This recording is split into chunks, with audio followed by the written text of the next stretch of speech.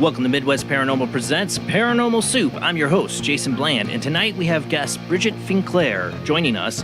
She's the author of a new book, Red Dress. It just came out. It's a fictional book. We're going to be talking, though. She's an author, a spiritual teacher, a hypnotherapist, a psychotherapist. I know we're going to get into how to tune into your intuition tonight is one of the things I would love to talk to her about. And she has a training a training group called the Bone Circle. We'll get into what she does with that.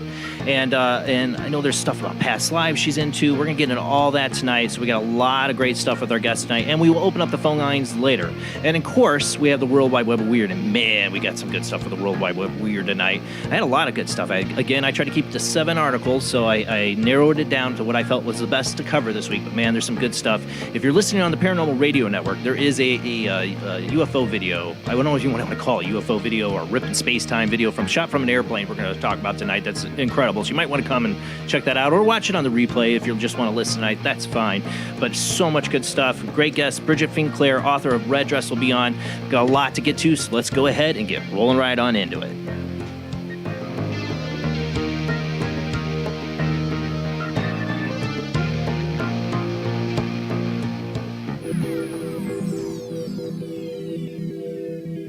Welcome to another night of Paranormal Soup. As I said before, I'm your host, Jason Bland. Tonight's guest, Bridget Finklaire, will join us. I hope I'm saying that right. I'm not sure if I'm saying it right. She's going to be joining us all the way from South Africa. So it'll be like 5:30 in the morning when she joins us, her time. So I always appreciate guests that come across the pond from wherever they are and on a different time zone to come on. So it'll be awesome to have her on. And first time she's on the show, talking about her experiences as a spiritual teacher, hypnotherapist, psychotherapist. Just another perspective to talk to tonight. Of course, joining us every Sunday night is my lovely co-host, Jamie D. How you doing tonight? Hey, I'm doing good. Thank you.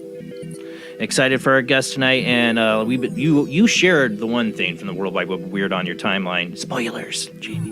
For the World Wide Web of Weird, but it's so fascinating, this UFO video that's going around. It was on, you can see it fully on Disclose Alien, I think is the name of the YouTube channel. It's like 11 minutes long, so we're barely going to cover it here, but it definitely can't wait to get to that. Rob Autry himself, recovering from St. Augustine, Florida. How you doing? I'm doing. I won't be talking much, but I'm here. He's here. He's going to be running the World Wide Web of Weird, and we'll just read your thoughts telepathically, right? Yeah, don't talk too much. Turning into a homeless man. But like I said, we got a lot to get to, so let's go ahead and roll into the World Wide Web of Weird.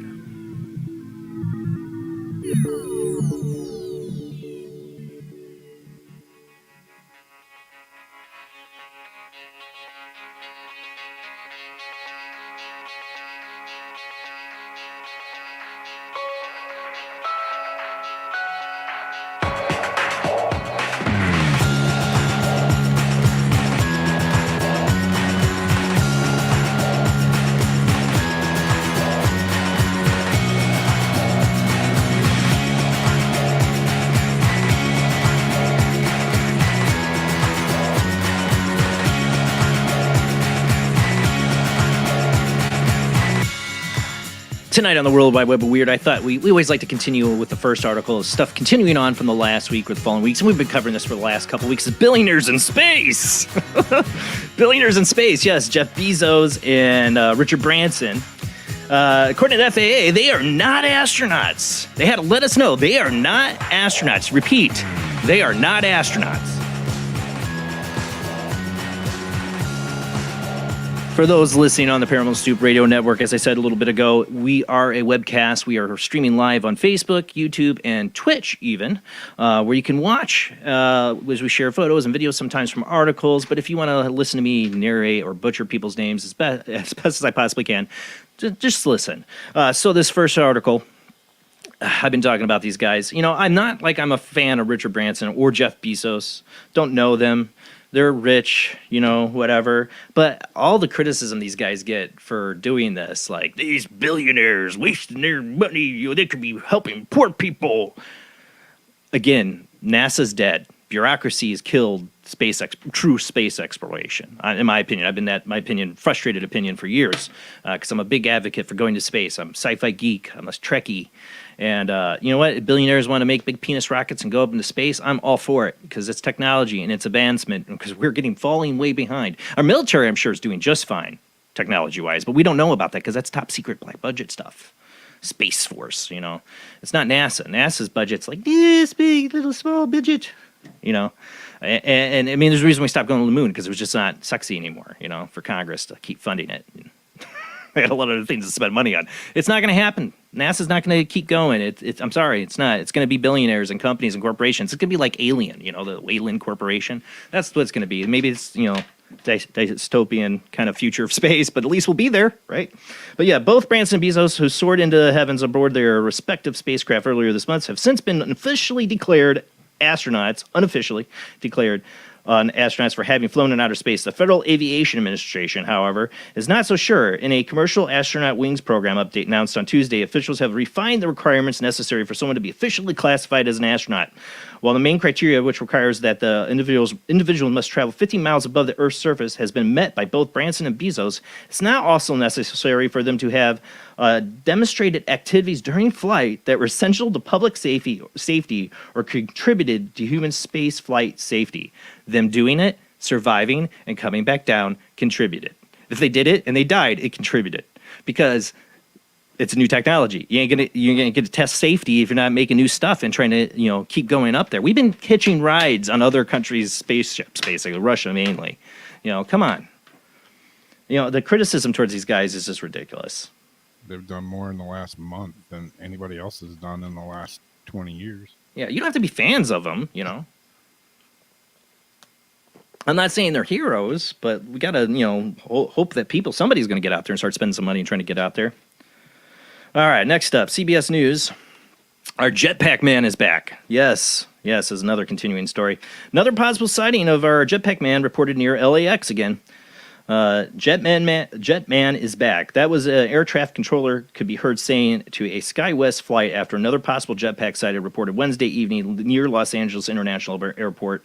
The sighting comes after at least 4 pilots reported seeing a similar aerial mystery last year in the same area.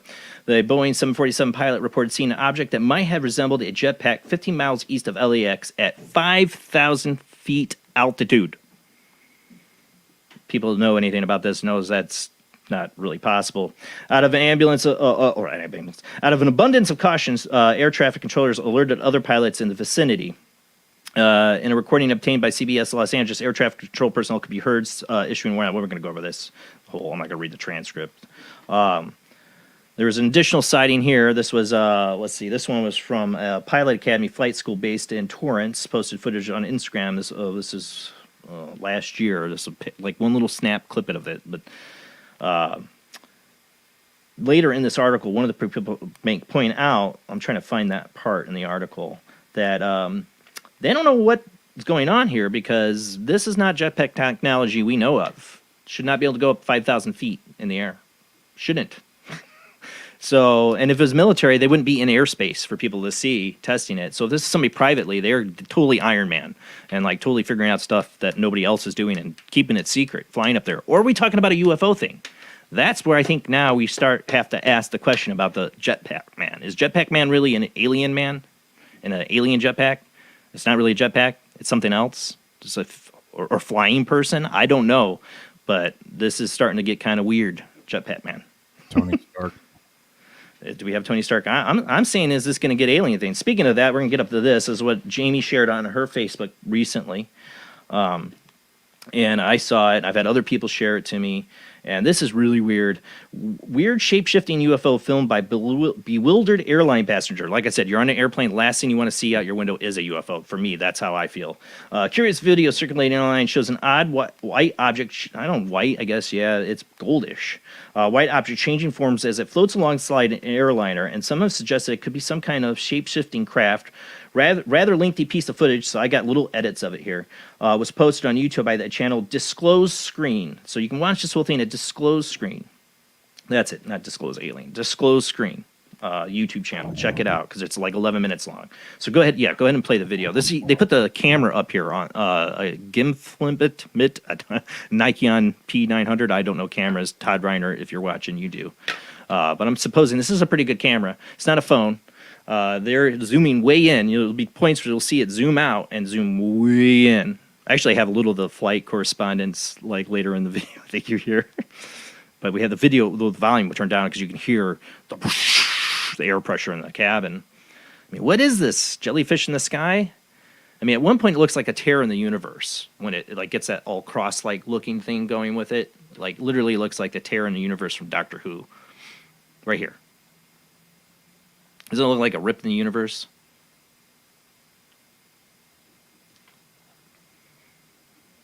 Yeah, this is crazy stuff. I don't know what this could be. I have no explanation. I don't think this is a hoax. I think this is real footage.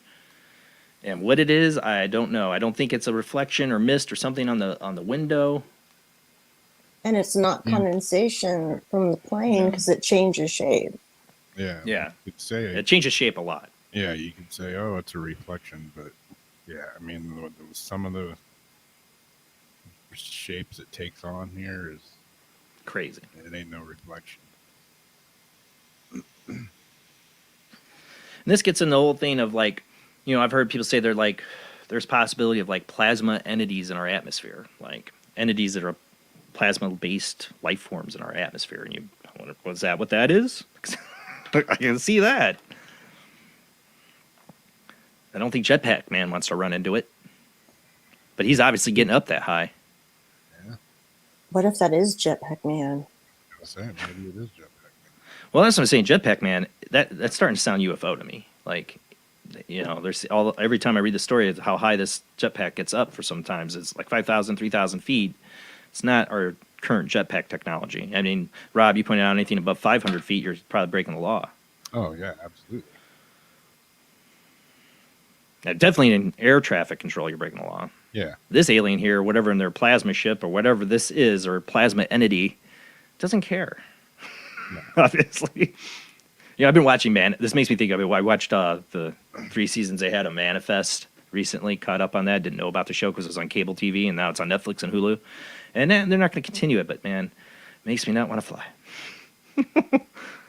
They see like a tear in the universe and fly into it. Yeah.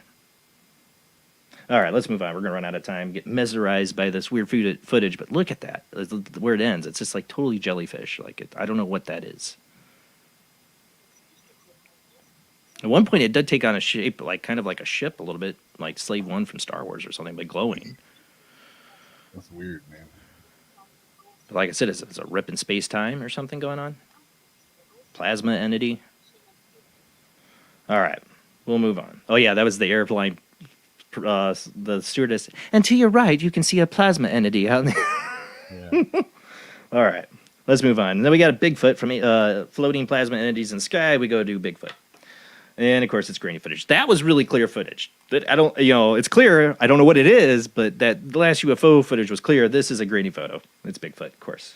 Yeah. You wonder why he stays hidden because everybody's got crappy cameras. A man who has been out walking captured a photograph of what he believes to be a large bipedal ape-like creature. According to reports, the man who has been identified as Jeremy had been walking while walking at Whitewater Canyon when he caught sight of an anomalous figure nearby and managed to snap a picture of it. I was doing my morning walk at Whitewater Canyon with my sister, who lives up in Dubuque. He was quoted as saying, and I pointed out the figure, and my sister laughed, saying it was a person. We called out to it, but it got no response. You don't have to believe me. I wouldn't believe me, but now I've seen whatever that was firsthand, and I think it may have been a Bigfoot. I might be a Bigfoot believer now. The most obvious reaction to the image is that the sister was probably right, and that the Bigfoot was most likely a little more than a person who happened to be walking in the area at the time. And they're still saying that about the Bigfoot video we showed, last week? Of walking through the water, it's a guy in a ghillie suit. I don't know. It's all blurry and crappy, but it's weird. Yeah, didn't respond back to him. It looks, if you can go to that picture's the worst right there. I don't think anybody can see much on that one. It's like behind, it's like over there to the right, up to the right corner. There it is. I mean, it's just a dark figure. It could be a person, it could be a Bigfoot. I don't know.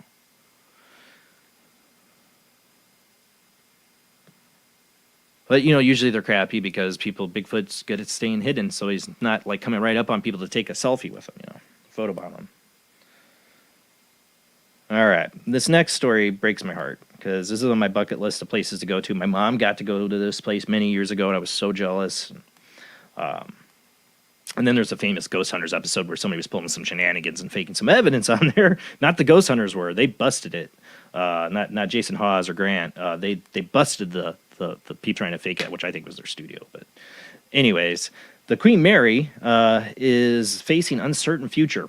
Officials in California are reportedly debating the future of the famed Queen Mary ship after it has come to light that the purportedly haunted vessel had and widely popular tourist destination has fallen to a worrisome state of despair. The past few years have not been kind to the majestic ocean liner, which was built in 1936 and has been docked at Long Beach since 1964. As an inspection of the ship found that it needed approximately $23 million in repairs to prevent it from possibly capsizing, making matters all the more uncertain. Control of the vessel reverted back to the city earlier this summer, with a company that had been operating the site threw in the proverbial towel after failing to turn a profit and basically letting it fall to crap. Because they couldn't make money, they're not going to put money into saving it. Left with the orphaned and unsteady tourist attraction on their hands, the city commissioned a study to look at possible opinions of what to do with Queen Mary. The scenario explored centered around either saving or scrapping the ship. Hopes that the assessment might point in the obvious direction were dashed, as it found that it will cost the city more than $100 million to pursue any action, whether it be restoring or sinking the vessel. In light of that, officials in Long Beach have indicated they intend to try and save the haunted vessel, since it has become one of the city's defining landmarks over its decades and still generates a considerable amount of revenue. Yeah, people go there. If I went there, that's the only place I can think I want to go to in Long Beach. I'm sure there's people from Long Beach are like, no, you can go to here and see that. I'm like, Queen Mary, that's where I'm going. It's a big ship, which I love to see. And even though I'm afraid of water, I have fascinations with big ships. Don't ask me why. And it's haunted. I'm going there ever since I was a kid, and I saw Peter James, the psychic, underneath the pool, calling out the little boy, calling back. And that could have been fake. I don't know, but I don't think it was. I've always wanted to go to Queen Mary. Don't know if I ever will. I'll say that, watch I never get to. But I hope they restore it, because it's historical, it's haunted. Come on, please save Queen Mary. But it's money. It's a lot of money. Sounds like they're screwed anyways. You might as well restore it, because it's a ton of money just to sink it. I don't know how it's a ton of money. Bring me some dynamite, I'll sink it for you. Just to watch it go. No, I wouldn't. I don't want to see it sink. But I'm sure there's some big explosive guy out there who wants to say, I'll sink it for you. Okay, let's move on. The last two are ghost stories. In honor of Queen Mary there. La Llorona is spotted along a road in Texas. Not Corona, La Llorona. A series of ghost sightings along a road in Texas has led some to wonder if the spirit seen by a witness could be the legendary ghost known as La Llorona.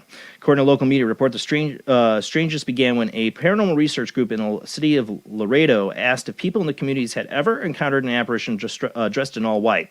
This led to several residents sharing accounts of seeing just a spirit, and intriguingly, most of them recalled having the experience while driving along a very specific spot in the city known as Mines Road. One individual recounted passing a woman dressed in a long white dress with loose dark hair. The mysterious stranger, the resident said, was quietly walking with composure and appeared as if she were sad or upset about something. The description was echoed in a sense by intriguing image taken of a motorist who was driving along that stretch. I don't have that image, sorry. Let me see, I'm looking to see. I lost my article reset on me. Anyways, they're spotting La Llorona, this whole thing. My article reset. So, here we go. His reasoning for his assessment is that the apparition was reported to be seen wearing white. Seems sad, and there is water. He also suggests that the spirit is more likely to appear following a lengthy period of rain, so it seems to happen after rainy periods. The thing is with La Llorona, it's always fascinated me. It's not just Texas; it's everywhere. And you know, it's definitely more traditional in Mexico, but it came up here. We have it here. What's the name of that road? Near Chicago. It's pretty much La Llorona, what people spot. Now, my brain's totally gone blank. I'm sure somebody would tell me. Archer Road. There's a lady in white, pretty much La Llorona. It's like a topa, a thought form or something. I don't know, or it's just like same kind of haunting on different roads. What makes that? Is it conscious thought that puts that together and puts this kind of entity on just certain roads in the world? I don't know, or just so many women have like similar stories to the La Llorona archetype, and then they turn into La Llorona. I don't know. It's always fascinated me. All right, let's get to the last one because I want to have enough time to read this one. We got about 5 minutes. This story is really fascinating. I'm hoping this is one we get to continue. Like I'm hoping like a month from now or less than. It won't be a happy ending, but we get an ending and we get some closure to the story. Sorry, I need some caffeine. Give me 1 second. Okay, I need some caffeine. Sorry. All right, so this is from WSBT.com. Sheriff investigates reported ghost-like sighting in California mountain range. And you're like, oh, okay, what's this? A family in California says they experienced a strange ghost-like sighting in the Madera County mountains last week, prompting police to investigate further. Jake Gorba and his wife Victoria and their 3 kids decided to take their 4-wheeler up to Shut-Eye Peak on Wednesday. The family stopped to eat lunch, and that's when the couple's 3-year-old son, Caden, began talking to someone. He was just in our car, and he was pointing out to a certain spot in the meadow, said Victoria. Caden told his parents there was a woman lying face down with her legs straight up in the air in a nearby meadow. According to Caden, the woman was unable to speak or move and needed help. He goes, yeah, there's a lady over in the meadow in a black shirt, and I got goosebumps, said Victoria. He says she needs our help, but she's dead, and she's laying face down with her legs up, and she can't talk to me, but she's over there, and we need to go get her help. Jake and Victoria checked out the meadow but saw nothing. He kept on saying, trust me, Mom, and I was like, trust you, but I believe you 100%. The family was so spooked by what the 3-year-old had so adamantly shared that they decided to end their day early and head home. Then they posted about the strange occurrence on Facebook. We put on Facebook to see if anybody knew anything about the area and come to find out there was a lady missing with the description he described to us within a 5-mile radius of where we were, she said. Sandra Hughes had gone missing in that area in June of 2020, according to Victoria. Her 3-year-old's detailed description of the woman's hair and clothing was identical to the description of Hughes when last seen. He was very adamant that we needed to help her. He described her down to the blue hair. She has a black shirt, blue jeans, and blue hair, Mom, and that's exact description of her when she went missing, said Victoria. Victoria says Caden was also able to identify the woman he'd seen in 3 out of 4 photos of Hughes. Madera County Sheriff Corporal Chris Williams saw the Facebook post and contacted the family to further investigate. The corporal in charge of her case actually reached out to us on Facebook and was like, hey, we want more information. We want to bring you guys up there and see if you could point us in a direction, said Victoria. Williams has been looking into Hughes' disappearance since the beginning of the investigation. On Thursday, 2 Madera County Sheriff's deputies traveled back to the meadow with Jake and his son to investigate. The deputies found no new evidence, and the case remains open. If she was possibly a ghost looking for some help, I hope that he could have at least helped the family find her, because it's been a long time, apparently, since she's been gone. The 4-wheeler that the family was traveling on, and with this whole spooky experience took place, is now referred to as the Ghost Runner. So yeah, they didn't find the missing woman, but I'm hoping maybe, I don't know, the cops they get a lead, they see this post on Facebook, people are like, oh yeah, they're totally into the psychic thing. They might not be. It's just that they describe the victim, they have to look into it. The area and the victim match. So they're going to look into it. So yeah, I think that's the missing woman there. Still considered a There's sighting. there's the blue hair. See. I mean, it's just too specific for the 3-year-old. And, hopefully they find her. he might have pointed him in the right direction, but it's still going to take time to search. So probably go back and search again. That's what I hope. I mean, in that area that he saw that. It's just trying to give him a signal. I wonder if they've been out there with dogs yet. I'm sure. They just went out and looked. I bet they will. It just takes time and funding and money. Because once the case starts going cold, the budget for the case goes away. And they got to get permission. They got to get funding, to get out there and search. I mean, when was it she went missing, I said? Oh, where was it? When did I say she went missing? I told you. Can't find it now. I can't remember. I'm looking for it in the article. June of 2020, so over a year ago.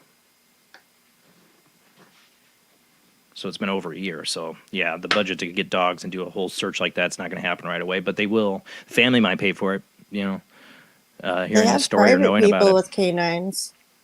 Yeah. So eventually I'm hoping we can bring this story back up, that they find her. And if I miss it and this does come up, email me at jbland, or paranormalsoup, jbland@gmail.com as my email. Email me. Let me know. Send me the article if they do find this girl's body, if I somehow miss that. So that's it for the World Wide Web of Weird. Our guest tonight is Bridget Finklaire, if I'm saying that right. She's going to join us and talk about her book, Red Dress, a little bit, and then her life as an author, spiritual teacher, hypnotherapist, psychotherapist, her bone circle training, tuning into your intuitive abilities. We can get in past lives. There's a lot. She seems like she's kind of a soupy guest. That's what I like. Like the guest can touch upon a lot of different subjects. I think she will tonight. And we will open up the phone lines after the second commercial break. So later in the show, we'll open them up. You can call in, ask your questions, or tell us, what you want to talk about, as long as it relates to the guest, something that you experienced. I'm all for it. But call in later tonight. All right, guys, we'll be right back after this short commercial break.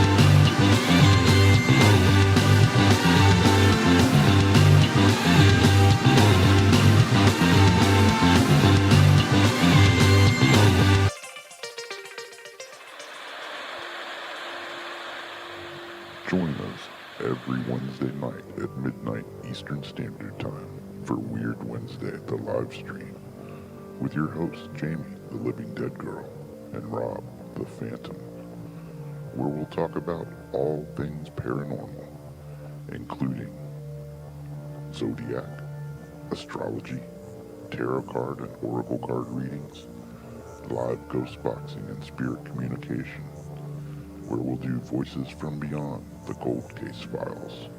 So we hope you join us live on Facebook and YouTube every Wednesday night at midnight Eastern Standard Time. We hope to see you there. Bye-bye.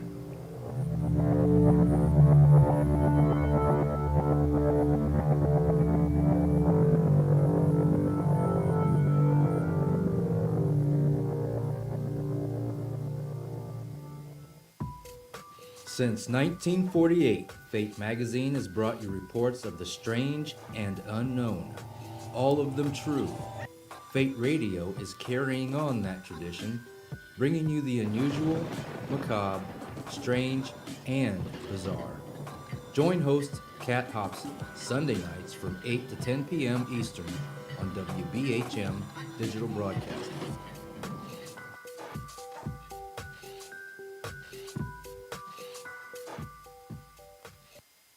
Of the second kind, physical evidence of a UFO. Close encounters of the third kind, contact. From Steven Spielberg, the director of Jaws, comes one of the most ambitious and unusual films ever made. And what you will see has never been seen before. It's a cosmic mystery crossing what many scientists believe will be the next threshold of human experience. is called Close Encounters of the Third Kind. It begins in an Indiana town and leads to one inescapable conclusion. We are not alone.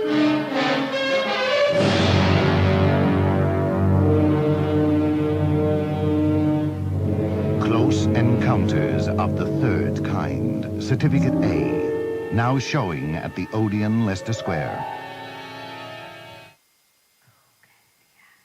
The international chart-topping, Haunted Horror of Haverfordwest has been described as terrifyingly real, a must-read, shocking and chilling brilliance, genuinely worrying, utterly frightening. Don't read before bed. Described as one of the spookiest writers out there, best-selling author G.L. Davies presents Haunted Horror of Haverfordwest, the true paranormal account that is shocking the world. Dare you enter? Dare you read? Haunted Horror of Haverfordwest is available on Amazon, Barnes & Noble, Kindle, and wherever books are sold. Pray you never have to live there. This is the sound of a space clock aboard a U.S. satellite 180 miles above the Earth. No one winds up this timepiece. It's powered by a tiny battery, a battery that delivers power for years without replacement. Now the same type of battery, the Duracell battery, can bring new reliability and long life to your battery-operated equipment. Radios, cameras, toys, all run far longer. Duracell batteries, the long-distance power cells, outlast any ordinary battery. The same type of battery that keeps space clocks running for years can bring long life to anything powered by batteries. Dura, as in durable. Cell, as in power cell. The Duracell battery, made by Mallory. Are you intrigued by Paranormal Talk Radio? You'll love the new Paranormal Radio app from Talkstream Live. You'll find a great selection of talk shows covering UFOs, ghosts, strange phenomena, and much more. Download the Paranormal Radio app now and start listening to the very best in paranormal talk entertainment, including the network you're listening to right now, the Paranormal Radio app, free in Google Play and the iOS App Store. Switch to DCS ranging. 240, nominal to profile. We're in the pipe. 5 by 5.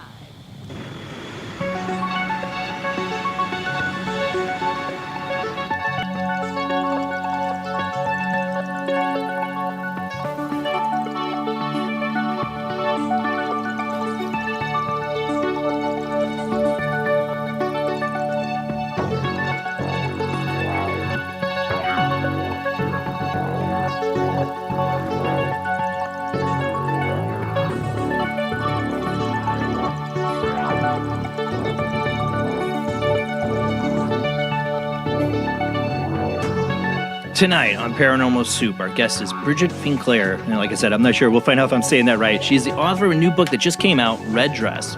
Bridget Finklaire is an author, spiritual teacher. She's also a qualified psychotherapist, hypnotherapist, and spent over 25 years in the field of spiritual development. She worked for 18 years as a consultant therapist, 3 of which were in London and Harley Street. She wrote her debut novel, Red Dress, is a lighthearted, entertaining, but informative read. It's the first in a trilogy that follows Katy Fralinski and is fiction. However, the events loosely follow Bridget's own life. Like Katy, the author was a Harley Street therapist. Unlike Katy, she's been on a spiritual journey for almost 30 years. Bridget's why or purpose is transformation. Her core message is love is the way. The Bone Circle is a training course that Bridget developed in 2017 as a program for positive transformation. It helps you discover who you are, what you've come here to do, your passions or your sole purpose, and how to create what you love. Importantly, it shows you how to spot and overcome sabotaging patterns. Boy, I gotta know what that is. The teaching draws on 25 years of experience in personal development, spirituality, and psychotherapy. Bridget has facilitated and taught courses in intuition, creating, meditation, healing, and feng shui, and currently facilitates a study group for the Book of Knowledge, the Keys of Enoch. We gotta get into that. So there's a lot. Like I said, she's kind of a soupy guest, and I love those kind of guests. And we will take your phone calls later in the show. But let's go ahead and get rolling right into it.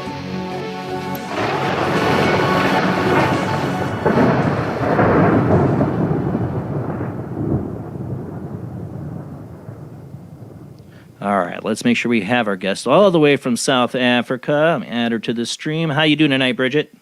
Hi, I'm doing well. Hello, Jason. How are you? You look, sound amazing, all the way from South Africa. The beauty of good internet, right? Absolutely, and a good alarm clock because it's early for me here. I know. Welcome. Time travel. Thank you. Yeah, absolutely. Am I saying your last name right? Finklaire? Finklaire, absolutely perfect. Yeah. Wow, I'm the butcher of names. I don't know how I'm nailing them lately. You got it for me. That was awesome. Well done.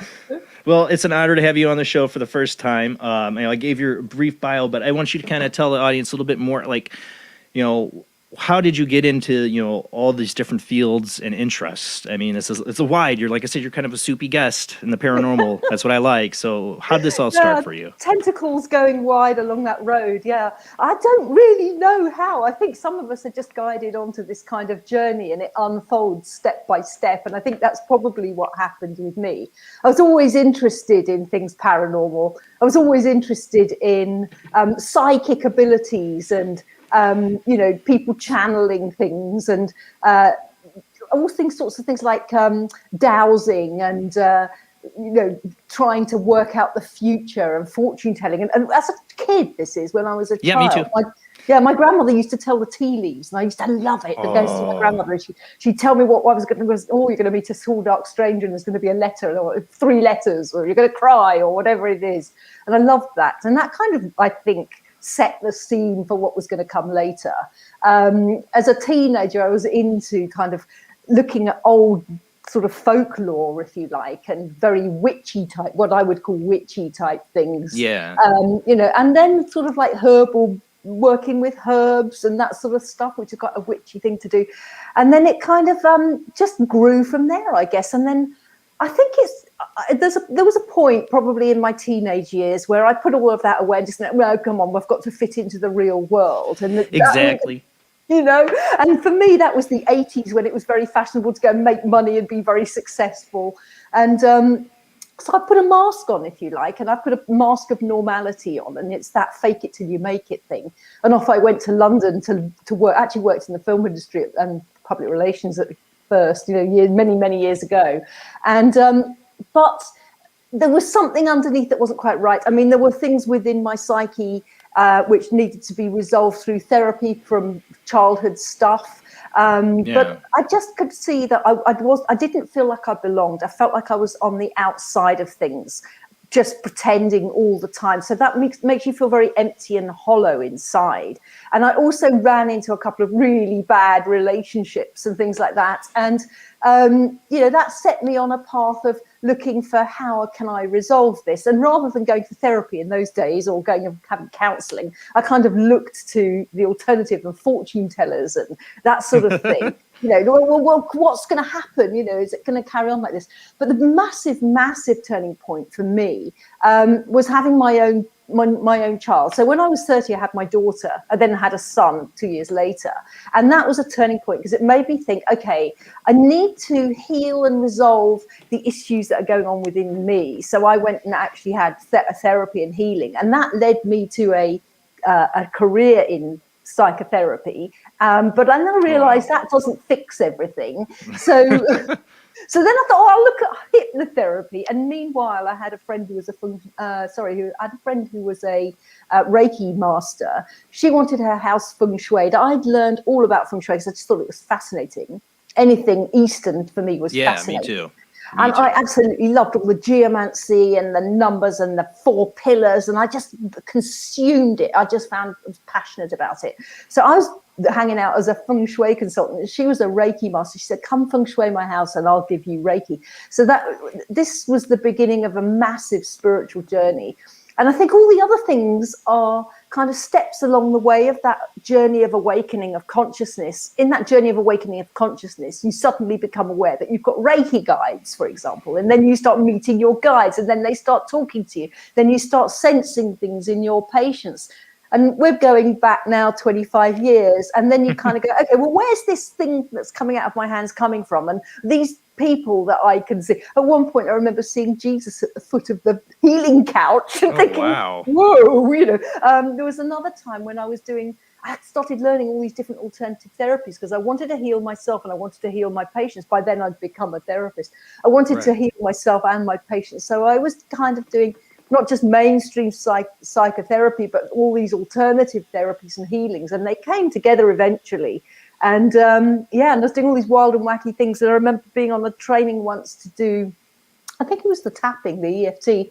And I was tapping through something myself, a trauma from childhood. And I went, oh, there's a man in the room. And everybody freaked out because they couldn't see. And it was a spirit man. I couldn't see him with my external eyes. I could see him with my third eye. Right, and I thought, well, I remember thinking that looks a bit like Jesus the Christ. Oh, it can't be. It's just a man with a beard and he's very big and very bright. And I couldn't really, see. And I kept trying to deny it, as we do. No. But eventually I went, no, there's a man in the room, and they all kind of looked around, and then they were freaked out. And I said, no, don't freak out. It's really, really beautiful energy. It's a very, very kind and loving energy. There's nothing to freak out about. So, yeah, I think it's just a journey. And along the way, I'm somebody who loves to learn new things. And if something takes my attention and I get passionate about it, I start researching it and reading it, going on courses, and then I learn it inside out and I practice it. And then I put it in my toolbox, or I put it in my experience log, if you like. And then I will take from that bits that work for me, maybe not the whole thing. So then I end up weaving things together and creating more. But yeah, well, that's kind of how I flow through life, because I'm the constant agnostic but spiritual agnostic. I question everything, but there's experience I've had since I was a little kid. My earliest memories, they proved to me that reality is not what everybody thinks it is. Absolutely, and that there's another side, there's other life, spiritual spirits, all that is real because I've seen enough. And to know what it is, I don't know. But it's interesting to say when you you go through that. I've had so many psychics on that too that have had, they had all these experiences when they're a kid, and then they become a teenager, and that 18 to 25 area, it's like it all goes away for a while because it's like that period of life you're supposed to grow up and you put on this whole mask, and I'm going to be this person. Sometimes it's built off the expectations of your significant others or peers or your parents. But it takes about 4 or 5 years for somebody to realize, man, that's all a bunch of crap. I'm not this person. And if they don't, they end up being really unhappy. That happened to me. I couldn't hide who I was. Eventually, it just had to be me, be weird. But when you have a kid, for me, it's like you don't want to dump all your crap on them. And I started doing this show after my first son was born because I wanted to. I was suffering inside. It's like I have this part of me that needs to get out and talk about these subjects, and I need an outlet. For my sanity. This is my therapy right here every Sunday night. And it is. Your kids are a total turning point, I swear, in your life. I wouldn't probably be doing this show if I didn't have a kid. That's amazing. That's beautiful. I love that. And it's so true. So true. It kicked me in the butt to do it. But, all these things that I did before I started doing the show, all were pieces that led to fit in to make this show happen, like being a musician, going to college for film and TV, and doing it in high school, doing TV, and being a paranormal investor. All these things came together, to make this show. And I had no idea that was going to happen. I'm saying, I couldn't. My 20-year-old self would have never believed I'd be doing this. No, I like that. I have a similar thing that if I look back on my life, all these bits of the jigsaw that didn't seem to make sense at the time do now. So, even things like years ago before I had children, I used to work in public relations and I used to write. But I didn't know then that I would end up writing a novel or having to publicize it either. So even things like years and years ago when I was 18, I learned how to touch type. Because I was with a guy who worked in computers and he needed somebody to input data very, very quickly. So I said, I'll learn to touch type. I mean, what a fabulous skill for a writer. All these, there's just so many things. And when you look back, you can join up the dots and say, there's a higher mind that's guided me here. Exactly. I call it a will. I'm a big Star Wars fan. Like I said, I own no religion. I don't belong to any religion. I don't have any solid religious beliefs, but I am a Star Wars fan, and I believe it's like the Force, or I call it the will, that it is driving life, driving your life, driving everybody's life. Not always, you have to make the choices, but it's a force that's pushing you to those choices. Yes, I'd agree with you there, actually. And interestingly, I was brought up in England. And I'm talking to you from South Africa, but I'm originally from England. And Would have never guessed. my accent, I know. You remind me. I feel like I'm talking to a Harry Potter professor when you're talking about herbs and stuff like that. But sorry. The glasses as well. Hey? The glasses, yeah. Like you're reading my tea leaves right now. That's it, yeah. Yeah, so I do agree with you. I didn't have a religious upbringing either, because a lot of Church of England, Anglican people, not everybody, but a lot of us, we just kind of go for weddings and funerals and baptisms. So it's not a big religious upbringing. And I got so into Eastern philosophies at one point because of the feng shui. I got into a lot of Chinese stuff, and also because I do yoga, got a lot into the Sanskrit things and the Indian Vedas and stuff like that. So I also don't have a religion, and also the Keys of Enoch is what we call a capstone teaching. So it's looking at all different traditions. Yeah, I want to get into that. But yeah, I would say that there's a benign force, a wonderful force, and you can ride that force and go with it, and it's there guiding you all the way through. And I love the Star Wars as well. I mean, I'm not a big Star Wars fan. I must look at the whole thing, but it's a total hero's journey, and that Joseph Campbell journey. Yeah. Oh, yeah. And that's classic. Part of the Joseph Campbell hero's journey is part of my bone circle training, and really? I absolutely love it. Yeah, because you go on your own hero's journey. So I heard you say. See, I'm big into the tarot. I'm big into the tarot. I used to read the tarot and that is Joseph Campbell's hero's journey right there in the tarot. Yeah. There's images. If you look at tarot and certain images that come together, is the hero's journey.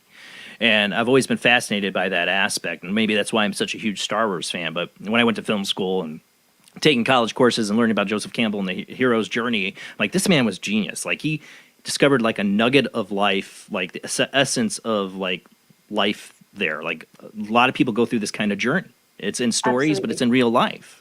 Absolutely. And in fact, I think the whole world is going through a hero's journey. The whole of humanity right now, as we're going through these very interesting times, is going through its hero's journey. We're kind of been on the road of trials, and we're about to go into the abyss, but we're going to rise. Feels like the abyss. It feels like the abyss. Exactly. I'm sure that we're going to be resurrected by the power of love, and we'll go home and with our gold and our boon. So I love the hero's journey. It's a very, very, very powerful structure. I could think of it as a structure, as it's the structure behind films. It's a structure in the tarot. It's a structure in people's lives as well. You can take that journey. How do you use it in the bone circle training though? Like for somebody, what's the training about? What's it teaching people basically? Well, so it's an absolutely unique and transformative, life-changing program that I've developed. It's a whole program. It's actually quite complex, and I'm in the process of upgrading it to make it even better, because it used to be taught in person, and I want to put it online because I really want this thing accessible to people, because it's such a powerful training. And it combines 3 areas of my expertise. So we're looking at therapy and healing to unhook things from the past and process trauma and understand why we sabotage ourselves. I heard you mention that in the introduction. Yeah. So that's kind of looking at the psychology side of things, what's the thoughts and feelings and beliefs and assumptions and definitions that play out within our conditioned self, that mask self, the puppet self. So that's looking at healing and resolving things in the past that are affecting us now and in the future. There's also a whole area of metaphysics, which is around being fully present in the now, and that's about tapping into the now, tapping into our greater mind, tapping into the force that you call it, or the will. In fact, one of the premises, it works on these truth bombs, and one of the truth bombs is it takes will. And it takes your will to make a choice. That's why I like my aspect of the force is I call it sometimes the will. It's a will. It's your will, and it's a will of something you don't understand. It's got a bigger picture than you know of. Absolutely, and that's where we use our will, because it's choosing the higher over the lower. And actually, the original first Star Wars movie is a perfect hero's journey, as you know. Yeah. And he's got when he switches everything off and he just goes with the force, that's him going with what you would call the will and I would call greatness. And that's in the bone circle, is part of that kind of metaphysics of being in the now, and things like meditation and eating and healthy and just looking after yourself, and also expressing your true self, not being the mask. And then there's Right. a third area, and the third area is all to do with creating and intuition and creating. And that allows you to tap into the future that you're here to create. So it's not the future that you think you ought to create, or your parents thought you should do, or you think, you know, it's Right. nothing to do with that. It's you tapping into your greater self, you tapping in to that universal field, if you like, intuitively, to get what your soul has come here to do. And it will be something that you love, that utilizes all your gifts and talents. It sounds like you're already there, Jason. I'm not making any money with it, but Patreon donors, thank you for your Patreons, but I'm not. It's paying half the bills, but thank you. But no, I don't make any money from it. But it's my outlet. It's me getting to be me every Sunday night. You know, I get to be me around my wife and kids, but when I'm out doing a job, you know, doing my work and all that, I'm not me. That's a mask. You know, and I don't wear the mask very well. Most people at my work know I'm weird. You know, my mask doesn't work very well. Weird is good, though. I think it's the weird people that make the world go forward in a way. Yeah, absolutely. Yep. Because if you're in the majority of people, just like everybody else, then you're kind of programmed just like everybody else, an automaton just like everybody else, creating the same things over just like everybody else. So actually, in the novel Red Dress, it talks about a box life, where people buy their box and they go to work in another box and they go to cinemas in another box. There's a whole thing about boxes in this box life. And the main character, Katy, has a kind of nightmarish vision about this box life, how we're all boxed in. And she goes to her therapist and they're kind of analysing it. But that's the point, is a lot of people are kind of on the treadmill in the box life. But if you look at anybody who's ever been an innovator or come up with anything new or advance things forward, whether that's Einstein or whether it's Steve Jobs and all of these kinds of unusual people, they're the weird people that move things forward, and they're the innovators. So we need people who are outside Tesla, of one of my heroes, Tesla. I mean, he's weird as you get. There's a wonderful line in my book. I just read it for the launch, which was on Friday. And Katy is on this spiritual journey. She's going in with some trepidation, but she's sort of like sitting on the fence a little bit, you know, so she's not sure whether she wants to dive into that weird world or not. And she's got a friend called Shanti who knows everything about everything spiritual. She's gone there. She's talking to her about frequencies and vibrations, because she doesn't understand the chakras, and she wants Shanti to explain them. And then she says, well, tell me about frequencies and vibrations. And Shanti Wells goes, have you heard of Nikola Tesla?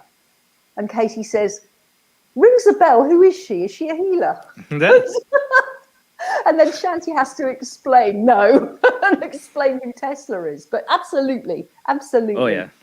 Well, one of the things, the factors, and I don't know, being a hypnotherapist, somebody brought this up. Oh, hell, I missed it. There it goes. I believe in reincarnation 100%. Myself as well. Like I said, I'm agnostic. I question everything, but I've had two very vivid dreams in my life that showed me, I believe, past lives. Explains why I'm wired the way I am. One of the ways I'm wired is I don't trust. If the majority is going one way, I'm going to be the guy going the other way. You know, like I always go with the underdog, and I always go against the grain. You know, it's like how I'm wired not to trust establishment. It's just how I am. And the two past life memory visions I had, one I was a Buddhist monk, another one I was a little black girl.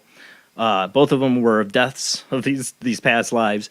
Explained everything about why I've just been wired that way. In your therapy and working in this, do you see past lives playing a big role in people's development or into developing who they are or discovering their identity? Yes, for sure. So first of all, welcome to the club. It's like that kind of questioning things. But I didn't specialize in past life regression. There are people who specialize in past life regression, but I kind of realized pretty early on, after training in different types of psychotherapy, actually originally trained in brief solution focused therapy, and then I started doing other kinds of things, and then I just continued on this journey because I didn't have enough tools in the box to help my clients. And so when I got to hypnotherapy, which was pretty soon in my career as a therapist, I went and studied, first of all, Ericksonian therapy, and then regression therapy, and then past life regression therapy. And so as soon as you become a hypnotherapist, and if you're working with hypnotherapy, it's a very powerful tool to work with, you're going to see past life as a Right. phenomena. And some of those clients believe it is a past life and know it's a past life and are really fascinated by it. And some indeed I've actually had people say, can I book a session with you? I don't want any therapy. I just want you to take me into a bunch of past lives. And I've said, yeah, sure. And I've taken them to maybe 5 past lives in a session for them to see, because they're just curious. And you can do that. Also, when I've done healing, a lot of past life stuff comes up with healing. I haven't done a healing for a long time, but I was trained in a lot of different healings, and eventually I was just kind of the conduit or the channel for whatever was going to come through. And often I would see things from past lives. I've healed all kinds of stuff. Like, remember a woman, she had this whole kind of thing going on one side of her body, and I think it was the lymph glands under the arm were not working. Yeah. She had the kind of pain thing there. When I came to, she didn't come for that really. She just came for a healing because it was to do with fertility. But I could see that she had this spear, like a big African spear, right up inside somebody, right up in here in the armpit sort of thing. And I said, I thought, I can't tell her this. She's going to think I'm really nuts. Like, okay, this kooky woman. But I pulled the spear out, and you could see it as a construct, as an etheric construct, and pulled this thing out. And then she was better. And I got this enormous bouquet of flowers the next day. Thank you for taking out my spear. Because I told her in the end. So definitely, I used to see a lot of past life constructs, things that had happened to people. I used to see deaths. I used to see things like people would have asthma, and they'd have died from something falling on their chest, things like that. And you couldn't make this stuff up. So there was lots and lots of past life stuff within healing, but within hypnosis, I didn't specifically always take people back, but the way into past life, but the way that I would word it is, I'd get their subconscious, take them into hypnosis and bring their subconscious forward and say, okay, subconscious, this person has reported to me that they've got this problem. We'd explain the problem. I'd say, can we just put that together? Call it the problem. They'd say yes. And I say, okay, can you tell me, would it be appropriate to go way back into the past to bring forward information that will help this person understand why they got the problem?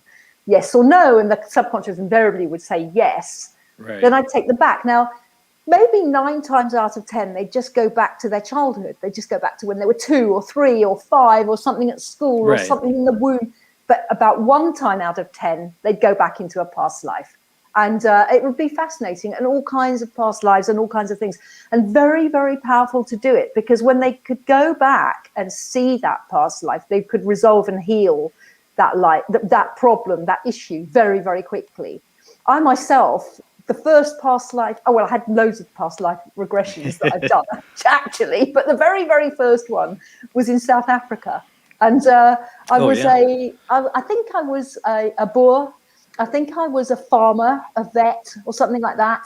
And I was absolutely against war. So I was a conscientious objector to war, and I was on the run. And that's all I found out. And then later, I went back into it again in a completely different session that was to do with my blood sugar. It used to be all over the place. And I went back into this life. And the therapist that was with me doing it, she said, and what happens when you're on the run? You can't grab anything to eat, can you? And your blood sugar's going to go, and you're hungry. And it was like it fixed my blood sugar.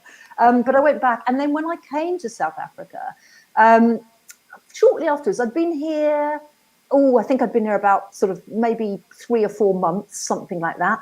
And I'd got a friend here who's wonderful, wonderful psychic and healer. And we were going off to see the white lions. And there's a whole legend about the white lions, which are up in the north of the country, right up near the border of Mozambique. Yeah. Up near the Kruger. So we went up there, we flew up there, we got a car, and we had to drive from Johannesburg up into Hoedspruit, it's called, right up near Timbavati, near the Kruger. And it was a long drive. I know, even I couldn't pronounce them then. Right. And I hired the car, and of course the English chick ends up driving. I was giving a lift to 2 other people, but no, you can drive. I go, okay. So, of course, I lost my way. We didn't have a map, but we didn't have a sat-nav. We were driving through countryside, and my hairs go on end.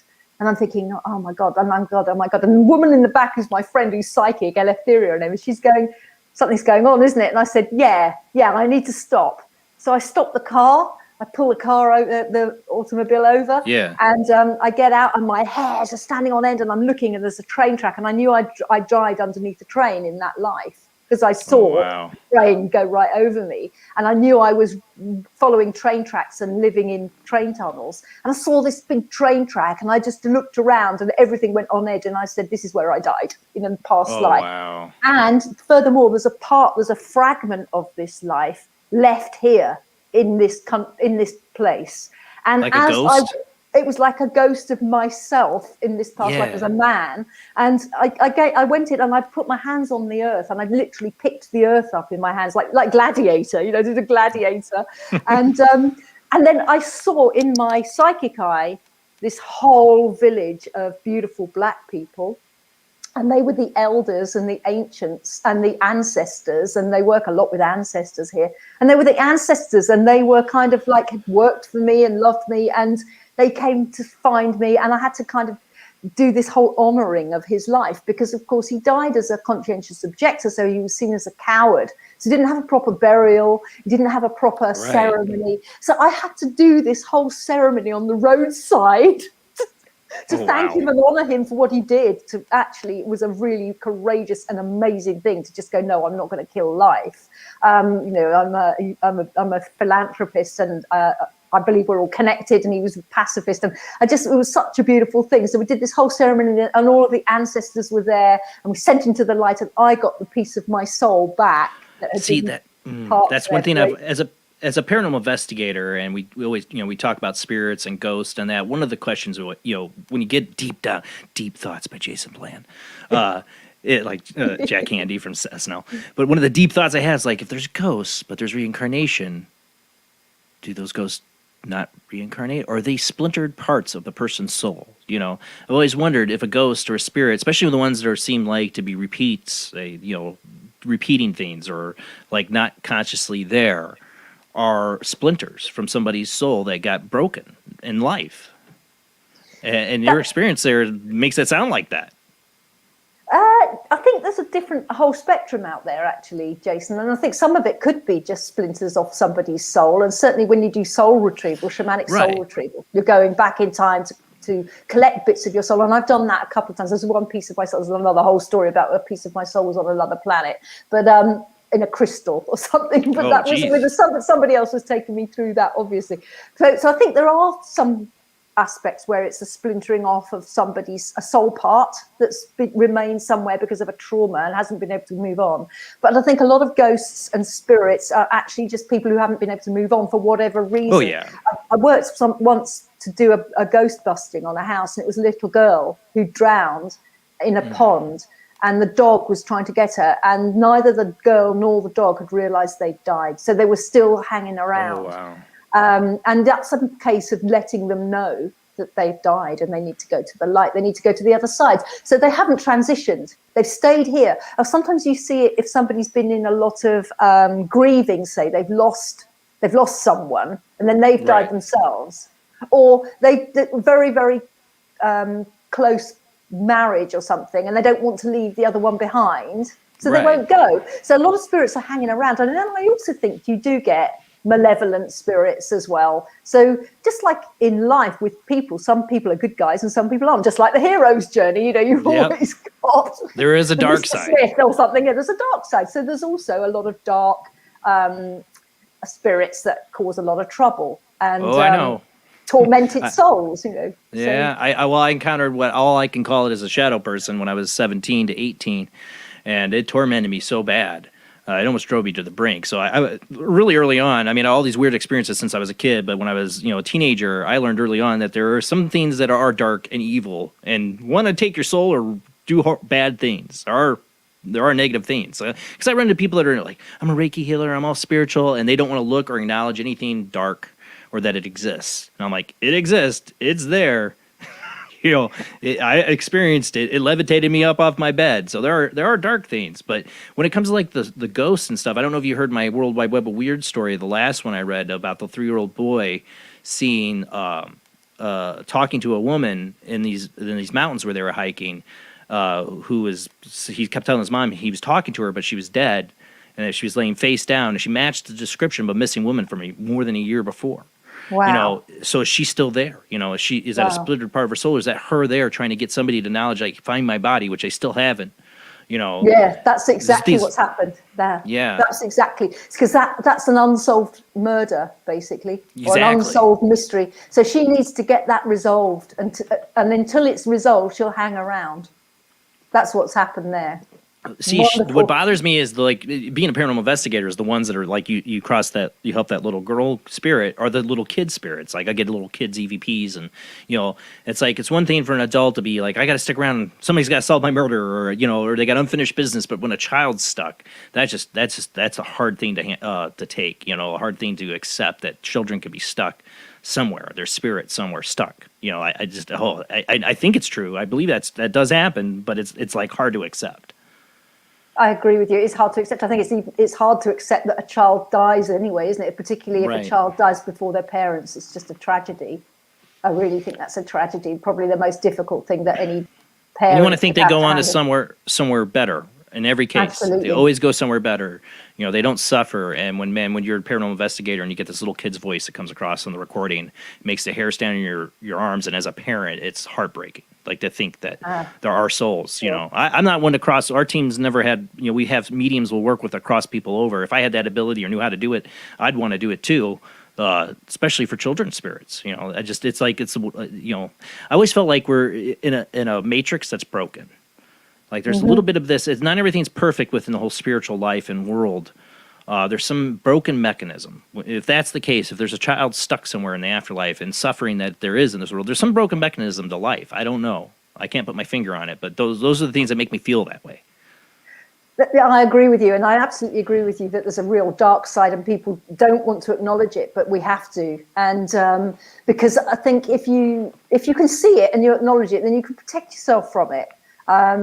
And you don't have to vibrate at that level. I think everything is about actually, we're talking about Tesla. Everything is about vibration and frequency. Oh yeah. And if you are vibrating at a higher frequency of love and truth and compassion and courage and patience and peace and those sorts of nice, wonderful states of being, I would say, then you're not going to encounter that darkness so much. But sometimes on the way up from a spiritual journey, your light is growing, and then that darkness are like moths around a flame, and you can get people hanging around, and you need to be able to protect yourself. So I think I used to teach, even when I used to teach people first level Reiki, I would teach them something to protect themselves, because I think as soon as you start on a spiritual journey, you need to be able to protect yourself, because there are very evil, malevolent spirits out there, and you need to be able to also know how to discern.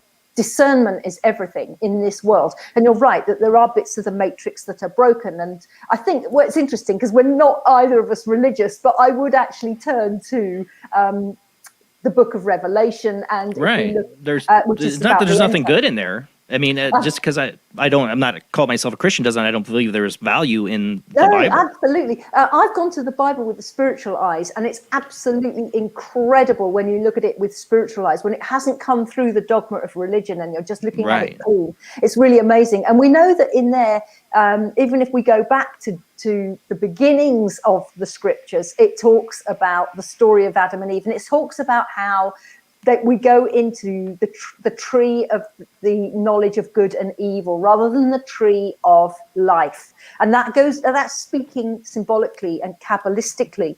So the tree of life is all of these 10, I don't know if you know what the tree of life looks like. It's like a kind of like 10 different circles with lots of grids joining them. That's called the tree of life. And those 10 things are called Sephirot. And what they are they emanations of a higher divine mind or higher divine being or source or universe or the force or whatever you want to call that, if you want to call that God.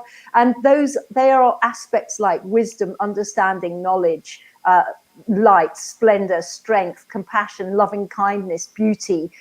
So they're all really powerful emanations. But instead of going into that tree, creation story tells us that they go into the tree of good and evil. So we're in a duality. So if there is light, there has to be darkness as well, just as there's day and night. And there's right and wrong and hot and cold. So we're in this duality. And it all goes back, if we look at this actually through spiritual eyes, we can see that, well, let's use the word God. And I know a lot of people don't like that word. And in fact, I touch on that in my book. I call it the G word, because nobody likes the G word, because it's loaded with so much stuff. It is. if we can actually just move away from that and go, the divine maybe creates creation and it's all perfect. And then a third of the heavens rebel. So we've got the Luciferian rebellion, and Lucifer goes, no, I'm not going to bow to this thing you've just made, which is man, which is Adam, and which is the higher Adam, the blueprint Adam. And he goes, I'm not going to bow to him. And then God or the divine banishes him from the kingdom. And then there's a third of these kind of very high creator, what we call Elohim in Hebrew, who go and say, right, we've been kicked out. They're like the naughty boys that have been kicked out of school. And so they go off and they start creating off their, they're off piste now. They're not going according to divine law. They're just doing their own things. So imagine like chefs who are in a massive kitchen that can make anything they like, but they haven't got the recipes, and they start putting salt in the chocolate cake and it all goes a bit wrong. And that's how I see the creation that we're in. It's only a small part of the whole creation, which is infinite. Our little bit is under the control of these kind of loose cannons. The Elohim. And there's fallen Elohim, and then there's higher Elohim, and then those fallen Elohim, or we might call them the Nephilim, or whatever you want to call them. Yeah, they have created some grotesqueries and some awful dark stuff. But right now, my belief is we're going through the end of the Bible, which is the book of Revelation, where all of that gets resolved. So we're in a gateway moment where we can choose to create something different and go on with the light and leave behind some of what's been playing out for millennia. But it's such a fascinating big conversation. But I absolutely agree with you that, there is darkness and we need to look at that. And there are glitches in the matrix. And I think that's what it is. And I think we're coming to a point where those glitches in the matrix are really starting to break down now. And the whole thing will implode. And then we'll rise like a phoenix from the ashes. Because as you know, with the hero's journey, good always wins out. They always get there in the end. I mean, now Star Wars is the perfect film to illustrate it, actually. The Force will be with us and we will rise. So, in the census, always put I believe in Jediism for Yeah. religion, because it's the closest thing to what I believe. It might be fictional, but hey, who's to say anything else isn't? I don't know. But that it just resonated with me the most since I was a little kid. Yoda is saying, we're not this crude matter you think you are. That just resonated with me. That there's more than what we think we are. This material self. And for me, I was really young, and I saw me and my cousin. We were like 4 or 5. Saw a green floating head come flying through the room. And screamed around at us. That right there, it broke my, I don't care what anybody says. I don't think anybody knows what's going on. And I never let go of that. Like, reality is not what we think it is. And I've had so many more weird experiences to prove that to me. But do I know what it is? I don't. Like I said, the best thing I can give to it is that there's a force or a will that leads us. And it, like I said, led me here. All those little pieces of things I learned throughout the years. I thought I was going to do this. I thought I was going to do that. All kind of accumulated into come to the show. And maybe this show will accumulate into something else. I don't know. One of the things I really want to talk to you about tonight, we're going to come up commercial break here in about 10 minutes or so, is tuning into your intuition. How do you know? Because I've had very psychic experiences, but I don't have them under control. And then there's just knowing your personal life, like choices, like what to do. Like, I feel like I'm at a standstill right now in my life. Like I'm on the precipice of doing something, but I don't know what. And I'm like afraid I'm going to miss my intuition to tell me what I should do, kind of deal. So you're like kind of the perfect person for me to talk to right now. Being maybe therapist wise, I might need a therapist, but when it comes to like tuning into that intuition, I have like this anxiety about like, am I doing the right thing? Am I making the right choices? Am I listening to my intuition? Or is that, that's that little monkey mind. I was into Buddhism there for a while, talking to me, giving me all the worry and stuff. So it's hard for me to tune into that intuition. Yeah. So this is, I think everybody feels exactly the same as that, Jason. We're all through that. And one of the ways that I kind of teach this at the beginning is, have you ever been doing something like you've been driving along the highway, maybe you've been driving to work or driving somewhere that's very familiar, and you know which way you're going, and you get a little voice in your head that goes, turn right. And you go, I'm not going to turn right. That's the long way round. I'll be late. I'm going to carry on straight going. I'm going to carry on straight ahead. And then you carry on straight ahead and there's like a big accident or something and all the roads up. And then you think, oh no, why didn't I listen? Because it's the still small voice inside, isn't it? That's your intuition. But I think just to say to you, one of the things that I teach on the Bone Circle is when you're in the not knowing, which you just said, I don't know. And that's Right. the most powerful place to be, actually, because I'm there a lot. yeah, that's a good thing, because most people want to know and they have a need to know because they want to control reality. They want to control the whole thing. So they need to know. I need to know what I'm going to do and where I'm going to go and what the steps are to get there. And they want to know the whole thing. And that's a very controlling thing. And when you go into that control space, you're limiting the possibilities. But when you know that reality is not what you think it is, and you know that you don't know, and you're in the not knowing, it's extremely powerful, because actually reality is an illusion and reality is malleable, and you can form then from that place of not knowing what you want to create. But the minute you sort of take control of it and know exactly what's going on, then you've set your path of that knowing, and you're not able to go outside of your knowing. So it's actually extremely powerful to know that reality isn't what we think it is, and to be in the not knowing. But the way I tap into, I'll go back to intuition, because that's the question you asked me, is there's lots of ways of tapping into intuition, and you can do that through meditation and stillness. You'll start to listen, hear that voice within, that still small voice within. Another way is to notice when it just tells you turn left. Or have you ever had that thing where your phone rings and you know who it's going to be before you pick it up? All the time. Yeah, things like that. You just start listening to that more. And the more you start listening it, the more you'll become familiar with that small voice within, the more you can follow it. And for me, there's a signature to my intuition, which is a knowing. It's not that I think I should do something or that I've got a gut reaction to doing something. I'll give you an example. I just did the launch for Red Dress on Friday, and I had to do it online, obviously. And in my head, I always thought I was going to be in England in a bookshop in London somewhere signing books. That wasn't going to happen because of COVID. So I did it online, which actually was better, because people across the world could come. And I knew I wanted somebody to interview me. I didn't know who. And I kept walking, and I just thought, I must ask somebody. I went off and did, whatever I had to do. And washing up, like cooking, ordinary stuff. That's when your intuition comes through. When you're driving, when you're walking in nature, when you're in the shower, sitting on the loo. Those are the times when your intuition comes. And I was pottering about, in my house. When you're not thinking, that's when the intuition comes in. And I just kept getting it just kept going, Emma. And this friend of mine, Emma, who lives in England, who used to be in Cape Town. And after about 3 Emmas, I just rang her and said, would you mind doing the interview for me? She goes, yeah, sure. She was brilliant. She was absolutely superb.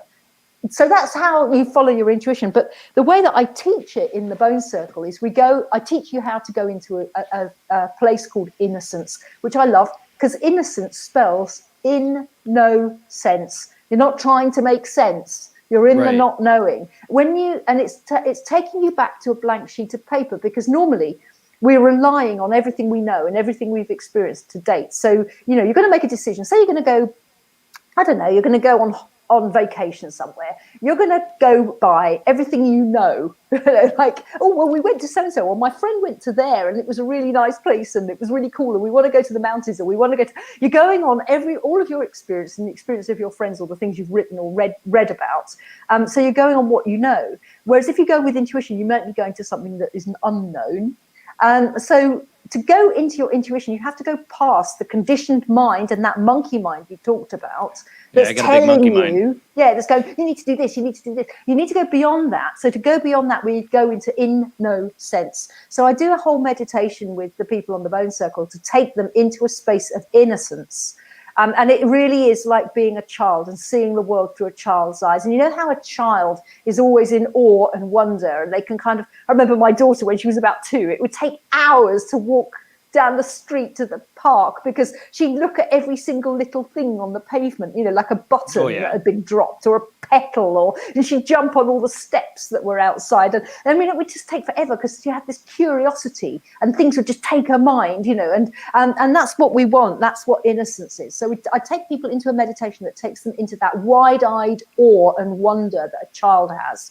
And then they're able to see the world fresh, and they really see the world fresh. And then I anchor that into them so that they can use that state, a state of being, of innocence, to tap into their intuition. And we work a lot with symbols, because the intuitive mind often is pictures. It's not words. So we want to look at pictures.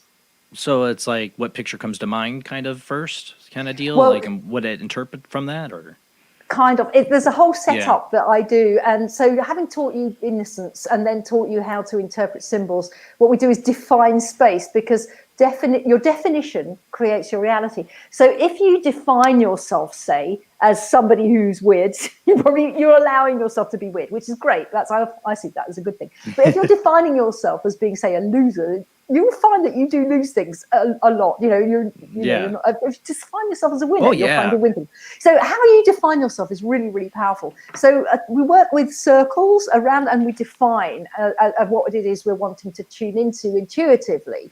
Do we want to tune into a vision or an end result? And I also get people to tune into what's actually playing out now and stopping you. What are the things that are sabotaging you? What's going on with the monkey mind and the small self? So we can tune into all of those things. So first of all, it's about learning innocence. Then it's about learning to receiving symbols from the force, not from you, not from inside of you. It's coming from outside of you, because intuition comes from outside of you. And I think that's because reality isn't as we see it. It's not solid as we see it. It's quantum.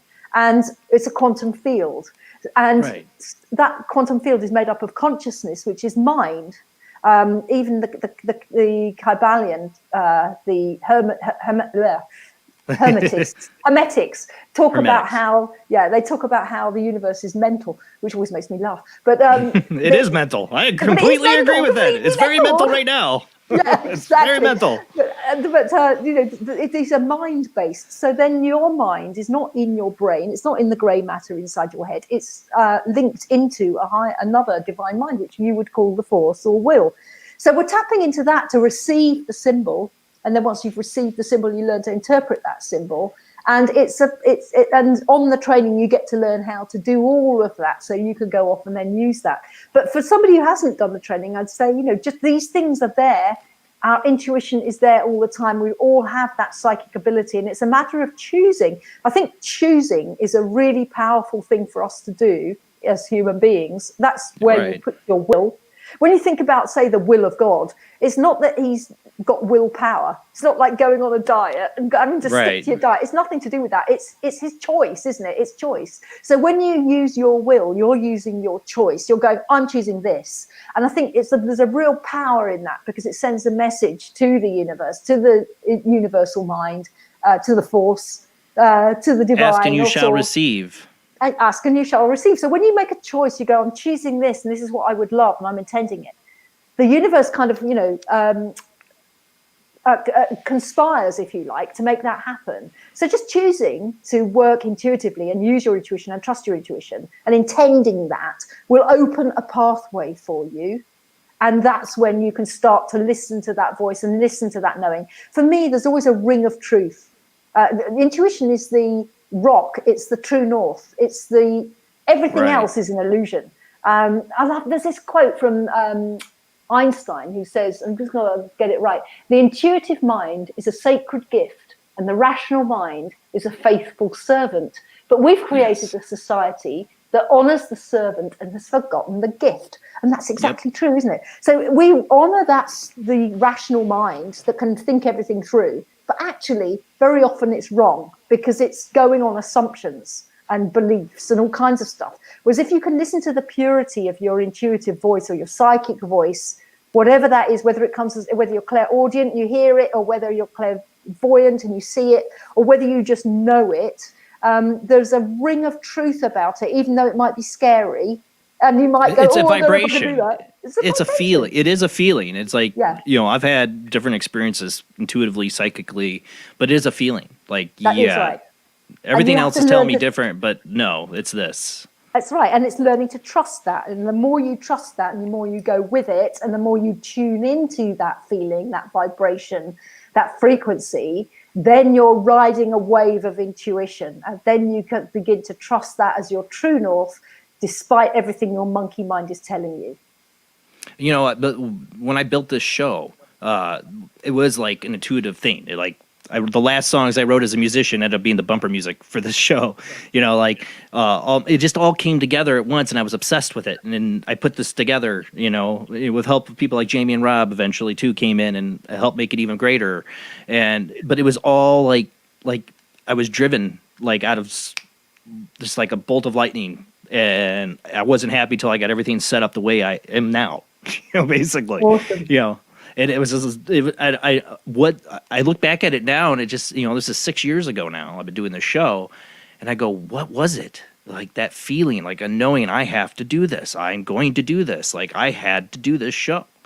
Like it was just a sudden spark of I'm doing it. Yeah, that's your intuition. That's your intuition. And I think it comes from the soul, you see. I think it's the soul who's chosen this incarnation for something. We've got a kind of a soul plan that we've kind of preordained, if you like. We've agreed to it. And there's certain points along the journey that we have to try and meet somehow. How we meet them is up to us. And if we haven't quite got there, the soul gives you a bit of a push, you see. And that's where your intuition comes in. And something like your beautiful show comes out of it. And that was obviously, you absolutely meant to do that because you were guided to do it and you're passionate about it. And it all fell into place. And I think you go into a flow space when you're working intuitively like that, because there's a higher power. We get our power from a higher source, and that is the force or the will. Exactly. It's what it was. I was driven. If I look back at it now, I was like, God, man, my lazy butt got together and put all this together. It was a drive. It was a midlife crisis. I tell some people, but it was like I had to do this show. I had to do it, and I was driven by something. And I do believe, the past lives being an experience I've had, and that we do choose these incarnations for some reason. And why, I've been trying in my life to listen to my intuition more and more, not just to develop psychically or tune into the crazy experiences I've had, and like. I've had really psychic experiences, but they've all been accidental. You know what I'm saying? It just happens. I didn't control it. And I've been trying to do that, but I've also really wanted to, like I said, tune into my intuition so I don't miss that road or that path or make the wrong step. Of course, I know part of that worry is the monkey mind that comes in and says, are you doing it right? You're not doing the right thing? That's not my intuition. That's my worry-wartness that is horrible. So I've been trying to get back into meditating. I used to do it when I was in my 20s, and then, life happens. And kids happen, but I've been taking I have a break at work, and on that break I spend about 20 minutes just trying to just relax and just not just like clear my mind, but just acknowledge as thoughts come up and just let them go and just relax and just give myself each day that little bit of time. And I'm not doing any serious meditation right now. That's about as serious as I get it, but I felt like it does help me. Absolutely. I think that stillness and silence is absolutely key to any kind of consciousness development, spiritual development, or development of intuition, and because it is the monkey mind that gets in the way. So that stillness is really, really important for then things to drop in, which is why I think also things like walking in nature or doing something that's mindless, doing something that you don't have to really think about. You're right. And dissociate your consciousness. Yeah. We got to go. We're running late. We got to go to commercial break. So we'll continue this conversation. But we're already a minute over. I just realized. So we're going to go to commercial break. When we come back, we will open up the phone lines too, Bridget, if that's all right with you. Take calls. Perfect. All right, guys. We'll be right back after a short commercial break, and we will open up the phone lines when we'll be back. Jamie had to go. She had something come up. Rob, I don't know how long he's going to stick around. Rob, get your rest. But we will be right back after the short commercial break.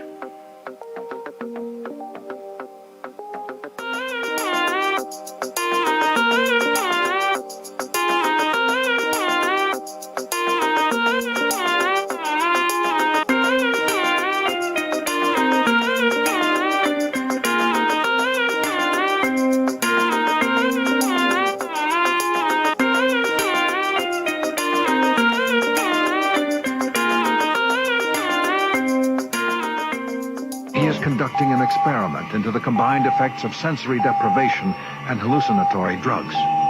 The subject of the experiment is himself, and the experiment is out of control. Ken Russell's Altered States, a film that must not be missed, is in the West End now. Altered States, Certificate X.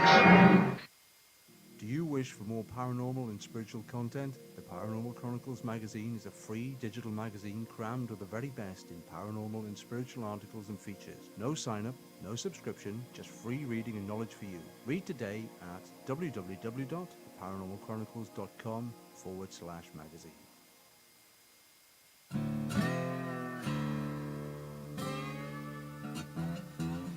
Oh, come on. I'm Southern, but... nope. That'll do. Hello. I am Kat Hobson, host of Paranormal Experience here on WBHM Digital Broadcasting out of Birmingham, Alabama. I enjoy having guests from all areas of the paranormal, from ghosts to ufology to cryptids and beyond. You'll find some of the best researchers in their fields bringing you some great information. Join me on Wednesday nights from 8 to 10 p. Eastern here on WBHM Digital Broadcasting.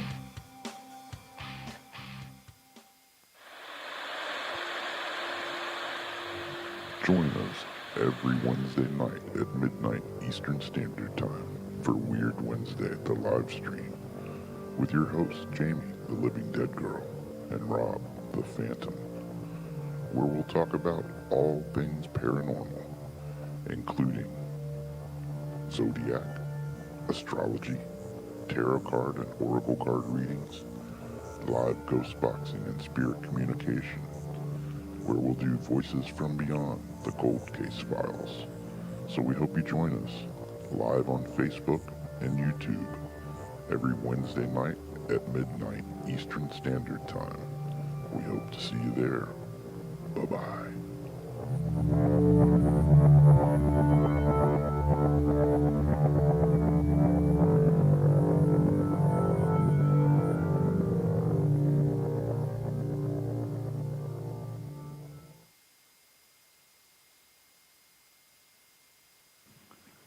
Paranation Magazine is a new paranormal magazine based out of Denver, Colorado.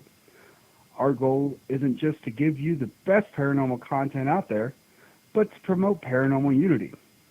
We're doing this by giving everyone an opportunity to tell their stories and to share their experiences.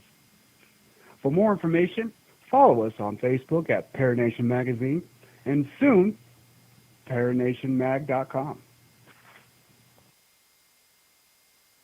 I've Never Met a Dead Person I Didn't Like is the extraordinary travels of a young, alone, and broke psychic in the highly anticipated new book from internationally renowned psychic, medium, medical intuitive, and best-selling author Sherry Dillard.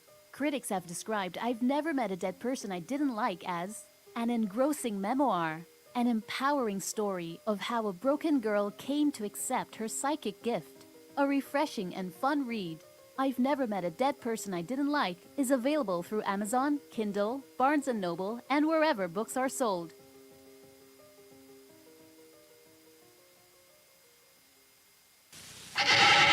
Edgar Allan Poe wrote Spirits of the Dead with a pen dipped in warm blood. You will see the ultimate in terror with this important all-star cast. Bridget Bardot, Alain Delon, Jane Fonda, Terence Stamp, and Peter Fonda in Edgar Allan Poe's Spirits of the Dead. Only Poe's demented genius could bring to the screen such horror and evil. Spirits of the Dead stars Bridget Bardot, Alain Delon, Jane Fonda, Terence Stamp, and Peter Fonda. Directed by three masters of the cinema, Federico Fellini, Louis Malle, and Roger Vadim. Spirits of the Dead is an adventure in terror beyond your wildest nightmares. Spirits of the Dead in color is rated R. This is your last chance. After this, there is no turning back. You take the blue pill, the story ends. You wake up in your bed and believe whatever you want to believe.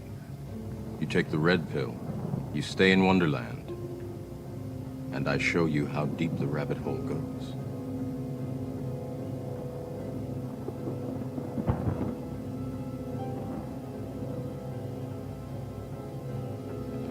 Remember, all I'm offering is the truth, nothing more.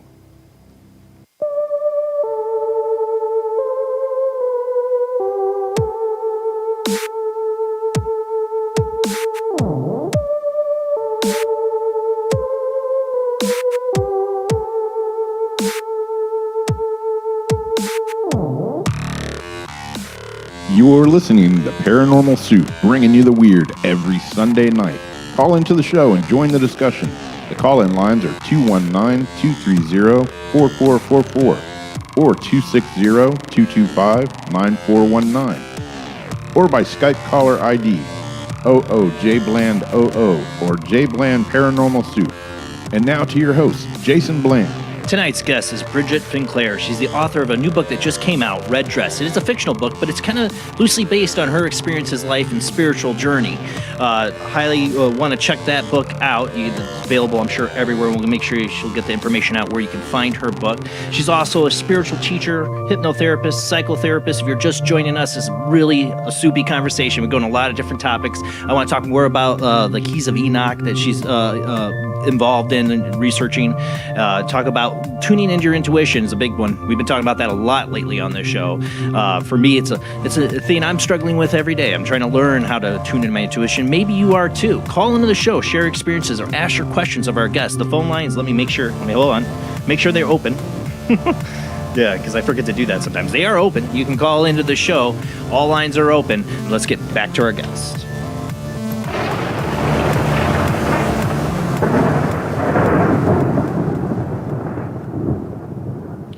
Jamie and Rob had to leave us. Rob, I told to go get some rest. I think he's there in the chat room. That's fine. And Jamie had something come up. So it's just me and you, Bridget. They always monitor the chat room, but I'll try to look for your guys' questions as best I can on here.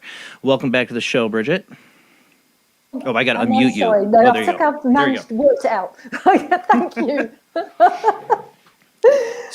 So obviously we're people that took the red pill.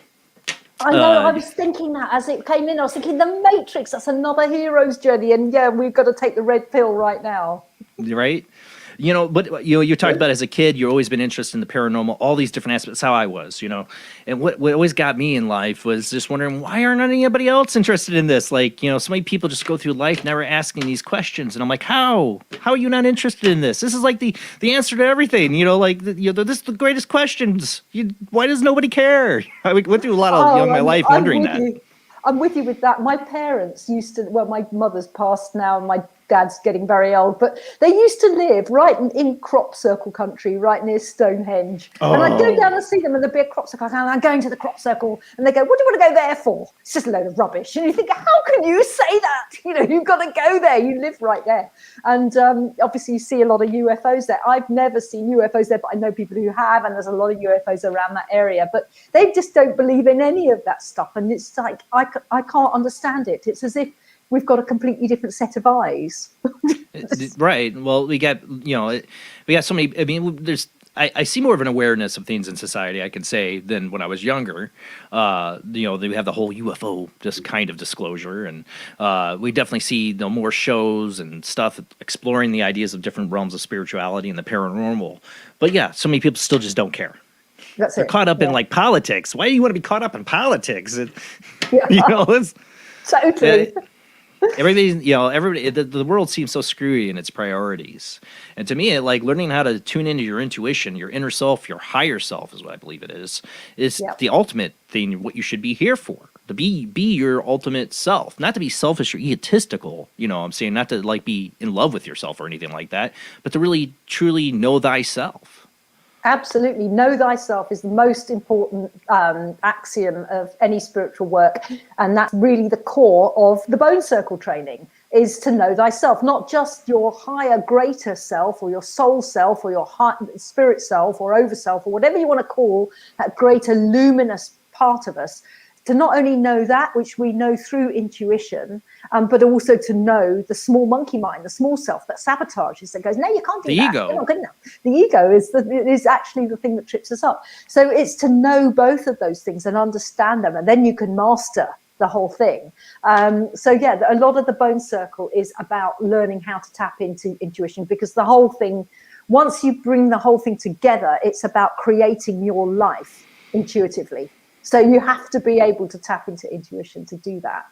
Yeah. One of the aspects I learned in life at an early age, I feel lucky to have learned, is that having a group of friends that had a picture of who I was. They thought, and I kind of lived up to that picture because they put me in that box. You know what I'm saying?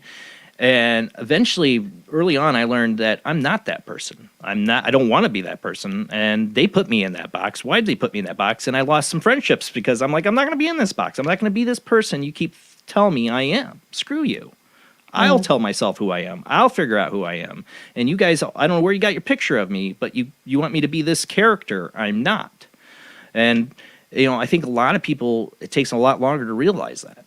They go through quite a long part of their life before they do. I think usually that's the early 20s, part of people's lives. A lot of people get out of it once they have kids and get married, and all those friends kind of go off and have their lives, and they discover, okay, well, who the hell am I now? Yeah, that's right. And I think for me, that is the beginning of your hero's journey in your life. And the beginning of your hero's journey is, who am I? You're not the moisture farmer or whatever it is, are you? You're not the Hobbit. You're not Neo, isn't it? Yeah. Neo. You're somebody else. You've got something else that's waiting for you. I'm still figuring it out. Yeah, there's that lovely Joseph Campbell quote. You have to be willing to let go of the life you've planned in order to have the life that's waiting for you. And right. And that's what it is. It's the life you planned is that one in your 20s where you put in the box with all of those friends, and then the call to adventure is there must be something more to life, and this isn't me. And that's when you find your true friends, your true tribe, which are your hero partners. Because if we look at all of those books, they can't do it on their own. Yeah, my wife, it is our partners. That take us on that journey. First date, we could talk about the weird and the paranormal, and we were all into it. And I'm like, I'm marrying you. 18 years later, here we are. That's lovely. Oh, that's beautiful. We love that. But that's the thing. I had to find somebody I am like I am on this show. This show, I am not fake anything. This is who I am. This is like my jokes, who I am, jerk I am, with maybe less swearing.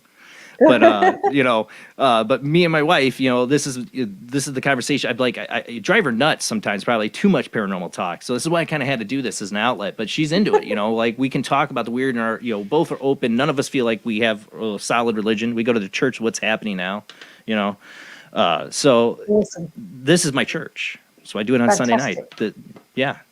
Fantastic. That's awesome. That's awesome. Love it. But for writing The Red Dress, what made you want to go into writing a fictional book? Well, you see, you've got to be very careful if you want to tap into your intuition, because it tells you to do all kinds of really scary things like write a book, because that's what I've had. My intuition has been trying to get me to write a book for a long time, and I've had some dead novels. And Gavin's been trying to get me to write a book for some years, so I don't know. I could use some insight on how I got you to do it. Okay, so started off with, I had a friend in London. I've lived in Cape Town now for 9 years. So it's a long time since I lived in London. But I had a friend in London who used to actually study Keys of Enoch with me. And she used to say, you're going to write a book, And I'd take no notice of her. And then she'd say, and then she'd talk about it when you write your book. And she'd do it matter-of-factly, And I would just kind of, just Zoe. And bless her, she was absolutely right. I still know her today and have to honour that she was right. But I kind of then... She planted a seed in the end, because eventually I kept, it was nagging at the back of my head, and my own intuitive mind was going, tap, tap, tap. And I always thought it was going to be like a really serious non-fiction factual book about spiritual work, or, something like 7 steps to awakening or something like that. Anyway, I thought I was taking myself far too seriously. And then I moved to South Africa. And the reason I moved to South Africa was all an intuitive journey. I tapped into my intuition and got to move to a country I'd never set foot in my life. It was scary as all hell. Was this before you discovered your past life? That you just about South Africa? I already knew. No, I already knew about that past life in South Africa some years before, but I never equated the two. And also, as a healer, I used to have these the last Friday of the month in my house, which was in Twickenham in West London. I used to have this what I'd call light workers meetings, and we'd all gather and we'd all send healing to the world. And I was always going, "We've got to heal Africa. We've got to heal Africa." And I used to see this whole thing of Africa, this thing happening at the tip of Africa, and then moving up the Rift Valley and around the world to like an enlightenment thing. But I never equated that with actually living here. But anyway, my intuition guided me to come and live in South Africa. And I was burnt out, actually. I was really burnt out. I'd been through an acrimonious divorce. I'd looked after 2 teenage children. I'd run this business as a top therapist in London's Harley Street. And I was burnt out. And I arrived in Cape Town to just kind of lie on a beach and do nothing. And I went to live in this little tiny place called Komaki, which is a kind of surfers dude place, beach place. Lived in a beach house. And because I didn't know anybody, and I was catching up with people on Skype, and I had a Skype call with another friend of mine, very, very intuitive psychic friend of mine. And he said, you've got to write a book, and that's your path of least resistance. You've got to write the book. And he said, listen, people pay me to tell them things like this. If I were you, I'd listen to me. And I thought, okay. So this was the second person. And now, literally, within about 20 minutes of that call ending, somebody knocked on my door. Now, bear in mind, I just moved to South Africa. I didn't know anybody. Anybody. And somebody knocked on my door. So I kind of look out the window to check it's, somebody that looks okay, not dodgy. And the guy looked fine. So I opened the door and he says, I'm your neighbour from across the road. I know you're new in the area. He said, it's my wife's birthday this evening. Would you like to come over for a braai? Now, a braai is like a barbecue, hey, in South Africa. So I said, yeah, sure. So I arrive at 7:00 with my bottle of wine over the road to this neighbour, and there's a big party. It's all out inside in the garden in the summer. And it turns out that the wife is an author, and she's just finished about third or fourth book. Everybody there is either an editor, an author, a writer, or they teach creative writing at Cape Town University. And it's like, you couldn't make this up. This is a sign from the universe that I've got to do this. And then I deliberated and resisted, as we do, we all resisted and eventually, because I do tune into my intuition all the time, and I also work with the bone circle. The reason it's a circle is that people work together to support each other, because you can't take the journey on your own. Exactly. So if you look at all of those heroes' journeys, you've got hero partners. So what you do is you have hero partners that you work with and tune in with. And I was tuning in with people, and then eventually one of my hero partners, a wonderful friend called Kirsty, she said, Bridget, you've got to just write this book, and it's got to be fiction. And intuition was telling me over and over and over, it has to be fiction. So I was freaking out because I thought, I don't know how to write a novel. And so I went into a meditative state, and I connected with my greatness one day, and it was winter here, it was pouring with rain, it was freezing cold. And I just opened my eyes and started typing. And I can touch type very quickly, so it's kind of like almost like automatic writing. I just started writing it. And it turned out that it was set in London, stressed out woman who was a hypnotherapist. And I was thinking, and Harley Street. And I was thinking, no, this is too far. This is too much. Supposed to be fiction. It's got to be fiction. And it went, I just got the voice, that we're talking about, the little voice that just went, just keep going. So I just kept going. Write what you know, and just keep going. And I thought, well, I can't. What am I going to call her? So I called her Kirsty at first, because the friend who'd said you've got to start writing it. And then I went for a walk on the beach, and it's always when I go for a walk that ideas start tumbling in, because that's really when intuition kicks in. So I went for a walk on this windswept beach, and I think I was the only person there on the beach. It was pouring with rain and freezing cold and windy as all heck. And I was walking along the beach, and I got I can't call her Kirsty. And I thought, no, I'm going to call her Katy, Catherine. And then sort of ideas started to bubble about how I could make this story, and how it could be somebody going on a path. It can be taken at different levels. So you can see it just as a kind of a bit of a chick lit about a woman who's stressed out, trying to manage the work-life balance, children, husband who's not very helpful, full-on career, and she's burning out, and she gets together with some kooky, weird and wonderful friends, and she goes on a bit of a spiritual journey, and she finds a way out of that situation. Or you can look at it as a study of somebody finding themselves and knowing themselves, and going on a spiritual journey of awakening. You can see it as a whole spiritual manual, because everything in it is actually real and authentic. So all the things that Katy does on this journey are real, and the reader can go and investigate those and do them. She meditates, she does Reiki, but there's all sorts of stuff. She's got a voice that's talking to her and guiding her. Or you can look at it as from a psychology perspective, because there's very dysfunctional relationships, toxic relationships in there, and it's how does she get out of that toxic relationship. And further on into the novel, there's a character that's a love and sex addict as well. So we see the 12-step program and the priorities, therapy. So and there's a bit of a there's a romance in there as well. There's a bit of a raunchy scene. So you can take it as a story, as a novel, as a fun thing to read on vacation, but you could also see that it's peppered with absolute pearls of wisdom. And that's what I wanted to do. I wanted to be able to share all this wisdom and knowledge in a really, really fun, accessible way, with bits that'll make you laugh. So that was my reason for writing it, and that's how I started it. So I'm trying. I keep telling myself, for a while when I was younger, before I had kids, I'd say, well, I'm writing this, but God, it'll never get published. I don't know any publishers. Now I don't write, and I know all these publishers doing this show. And now I don't have that excuse. Only the excuse I have is just finding that time, because you can't stop writing. You got to keep writing. I found if I stop, it's dead. And having kids has been, I'm waiting for them to like, I got the youngest is starting his first year of kindergarten. So I'm gonna have some quiet time in the house on days off.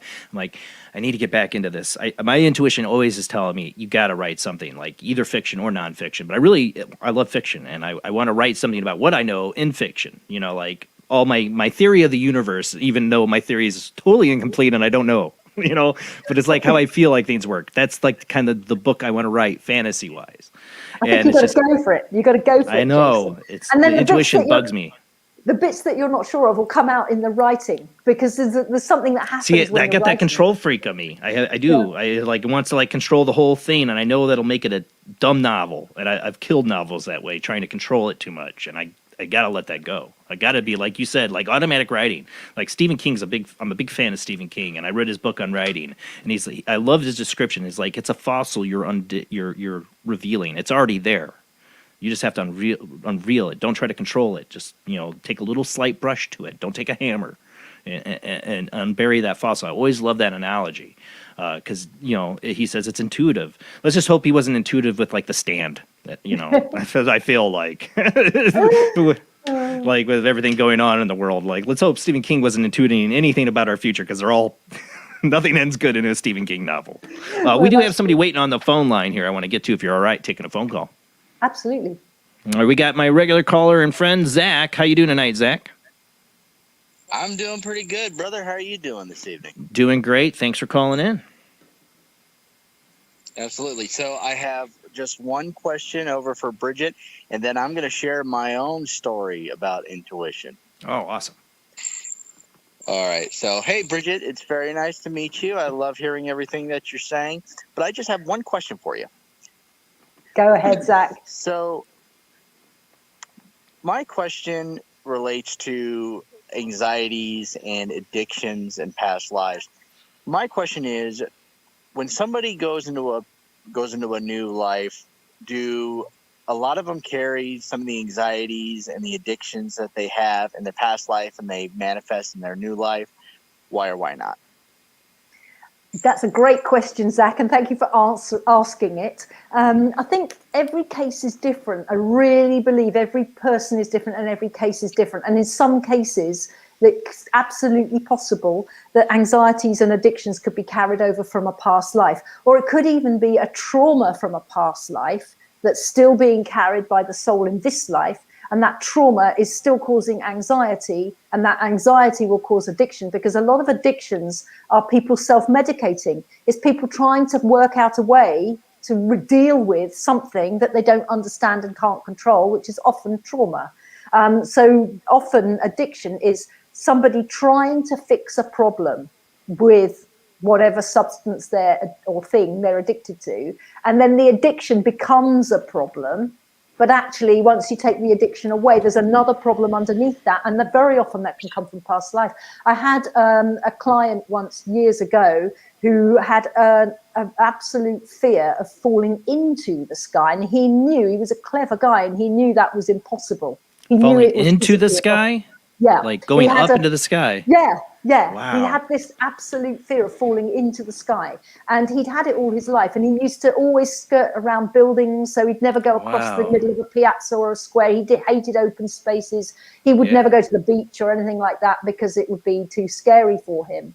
And he kind of just managed it. And then eventually, I think he got to a certain age, probably about, going to have kids or something like that, or get married, and he just decided he needed to do something about it. So what he did was he took himself off to New Zealand, where it's big open spaces, and he forced himself to sit out there on the boardwalk in the open space. And he was terrified, but he said, no, I'm going to do this. I've got to get over this thing. It's ridiculous. I know it's ridiculous. And he'd even do things like jump up and down to prove to himself that it was impossible. But what he did was freak himself out even more and completely traumatize himself. His wife had to bundle him on an aeroplane to get him back to England. Oh my God. He had to go to a psychiatrist where they had to give him quite strong, antipsychotics and stuff. And then they sent him to, I think it was a cognitive behavior therapist. And eventually he came to see me. And he wanted to work with the tapping. And I said, this is not going to touch the sides of this problem, because I knew that it had come from a past life. I just could sense that intuitively. He didn't believe in past lives. He didn't think there was anything such a thing. And I kept saying, well, when did you have this? He goes, from as far back as I can remember. Now, if somebody's got a problem from as far back as they can remember, Not always. It could be something that happened in the womb, could be something that happened when they were a baby, but very often it's something that happened in a past life. And if you go back into that past life and see it and resolve it and heal it, it will be gone from this life. So I hope that answers your question, Zach. We've had a great guest on several times, Chris Lee, who does past life regressions, and like, you know, I did it. I had one, and I saw myself. It wasn't like the ones I dreamt, but it explained a lot more too about who I was. I dreamt I was somebody being basically persecuted as a witch, chained up in a dungeon, and that's why I had my neck issues, and I had my finger issues because I banged on my hands, and that let go of at least the pain I had in my fingers I was getting all the time. That went away. The neck issue's still there, and I should get another session with Chris Lee. But it did, you know, it's amazing when people discover their past lives, what it reveals. And give me 1 second, Zach. I have to know, what was his past life? Can you tell us that led to him feeling that? I can. It took me a long time to get in there because he was terrified of hypnosis. So we used the EFT for the fear of hypnosis. Then he didn't believe in past lives and he wouldn't go there. And then eventually he did. And then I had to set it up so that he could, you know, had all sorts of signals and things to get out. But what happened was he was in World War II in an aeroplane he was parachuting. And what happened is the hatch opened and his colleagues jumped out, their parachutes opened, he got out, his parachute failed, and he tumbled over and over in the sky, and of course he died. That's just what he's experiencing. Oh, wow. That was his experience of his past life. And so he died in terror, absolute terror. Oh, yeah. In the middle of no man's land, nobody there, you know, in the middle of war, nobody's going to go and find him or hear his story or bury him or anything like that. So it must have been a very, very traumatic and tormenting thing. And to die with that kind of trauma and torment, the soul can't shake it off because it hasn't processed it. It's a scar on the soul. It's a scar. It's absolutely. That's exactly how it is. It's a scar on the soul. But the wonderful thing is, once we'd done the therapy, he was absolutely fine. And he went over to my window and looked up out of the sky. And I know that after that, he moved to the countryside. So he was fine. He was healed for good. It was just amazing. That's incredible. Yeah, all right, incredible. Zach, sorry, I couldn't help but get deeper into that when she talks about him having that fear of falling in the sky. That's incredible. What is your experience, Zach, you wanted to talk about? All right, so I've told you before that my intuition, I've used it when it comes to gambling, but that's a good time to use it. Another way that my intuition comes up is through making jokes, and I have a story about that. So this was about 2 years ago. I worked with a guy. He used to be a driver for us. I knew him for a couple of years, and he eventually moved up into dispatch where I was working at my job. And the gentleman I can only describe him. He was very off. He'd give you a 1,000-yard stare when you talk to him. And, I mean, he'd say some weird stuff. Anyway, he was going through a bisexual phase at the time. And he was saying, I can't ever find myself a man. I can't find myself a boyfriend. I don't know exactly what's going on. And me being a very politically incorrect boss, I said to him, I can only imagine. I said, well, you could always go to jail and you can be Big Bubba's little girlfriend. Flash forward 2 years later, he doesn't work for us anymore. He ends up in jail on charges of sexually abusing 2 underage girls. Oh my goodness! I took a look back at the joke. I took a look at that joke and I said, "Holy cow!" Sure. I was like, "Oh my goodness!" It's either I have intuition, or B, I don't know what else B would be, but yeah, I took a look back at that and I said, "Holy cow!" It's like the truth is stranger than fiction, isn't it? And you just hit on something there without even knowing it until later. Sure. Amazing. Well, I guess he got his wish after all. Right. I mean, he was asking for it, right? Maybe not in the way he'd envisioned. Yeah. Well, thank you, Zach, for calling in. Absolutely. Bridget, thank you so much for answering my question. I do greatly appreciate it. My absolute pleasure. Thank you for asking, Zach, and for joining us. Have a great night, Zach. Have a great night, everybody. You know, see, for me, I felt like I received a gift when I had Chris Lee. I did the past life regression years after I had my two really vivid dreams. But the two really vivid dreams I felt were gifts, and I had them probably a couple years apart from each other. One, I was a little black girl slave who was beaten to death by my white father slave master in front of my mother. Sure, and the other that's one, terrible. yeah, that's why one of my pet peeves ever since I was a little kid that just ingrained in me. I cannot stand being told what to do or control, or watching other people being told what to do or being controlled, forced to do anything. It's a pet peeve. Like, I want to be your advocate. I almost became a lawyer because I want to fight. You know, like, I can't stand people controlling other people. I'm a libertarian at heart. You do your thing, I'll do my thing. You stay out of my business, I'll stay out of your business. You know, and then the other one, I was a Buddhist monk, and I believe like in Vietnam, and I had basically found the temple leader was smoking opium, was an addicted to opium. So like everything he's teaching us was a lie. Like, and I turned him in like a Judas, and they end up killing everybody. The government that I turned him into ends up coming in and killing everybody in the temple, and the nightmare as it was ends with me running through the jungle and stopping at this like, there's like a jungle, like there's a ridge up above me, and there's these soldiers pointing guns down at me, and I wake up like just feeling like I just got shot in the chest. To me, both of those explain how I'm wired the way I am, because the other thing is I've always questioned other religions. I've been interested in religions, like super interested in Buddhism, but I didn't. My mom became Buddhist. I don't consider myself Buddhist. I'm very interested in the religion and the aspects of it. I think there's a lot of merit to it. But I wouldn't say I'm a Buddhist. I wouldn't say I'm a Christian. I wouldn't say I'm anything. I don't think I could ever settle on religion. I trust no one, or no one who says they have the answer. I'm like, yeah, I don't trust you. I'm always looking for the answer, but I don't know if I'll ever accept it. You know what I'm saying? But those reincarnation, those visions, like after years after thinking of it, because they're like scars in my brain. You know, dreams fade. Regular dreams just fade from your mind. But there's certain ones like these that just are like scars in your memory. You know, they're just imprinted there. I can remember these dreams to this day very vividly, and it's the emotion of it that really hung to it. But like I said, it explained exactly why I'm wired the way I am from my earliest memories.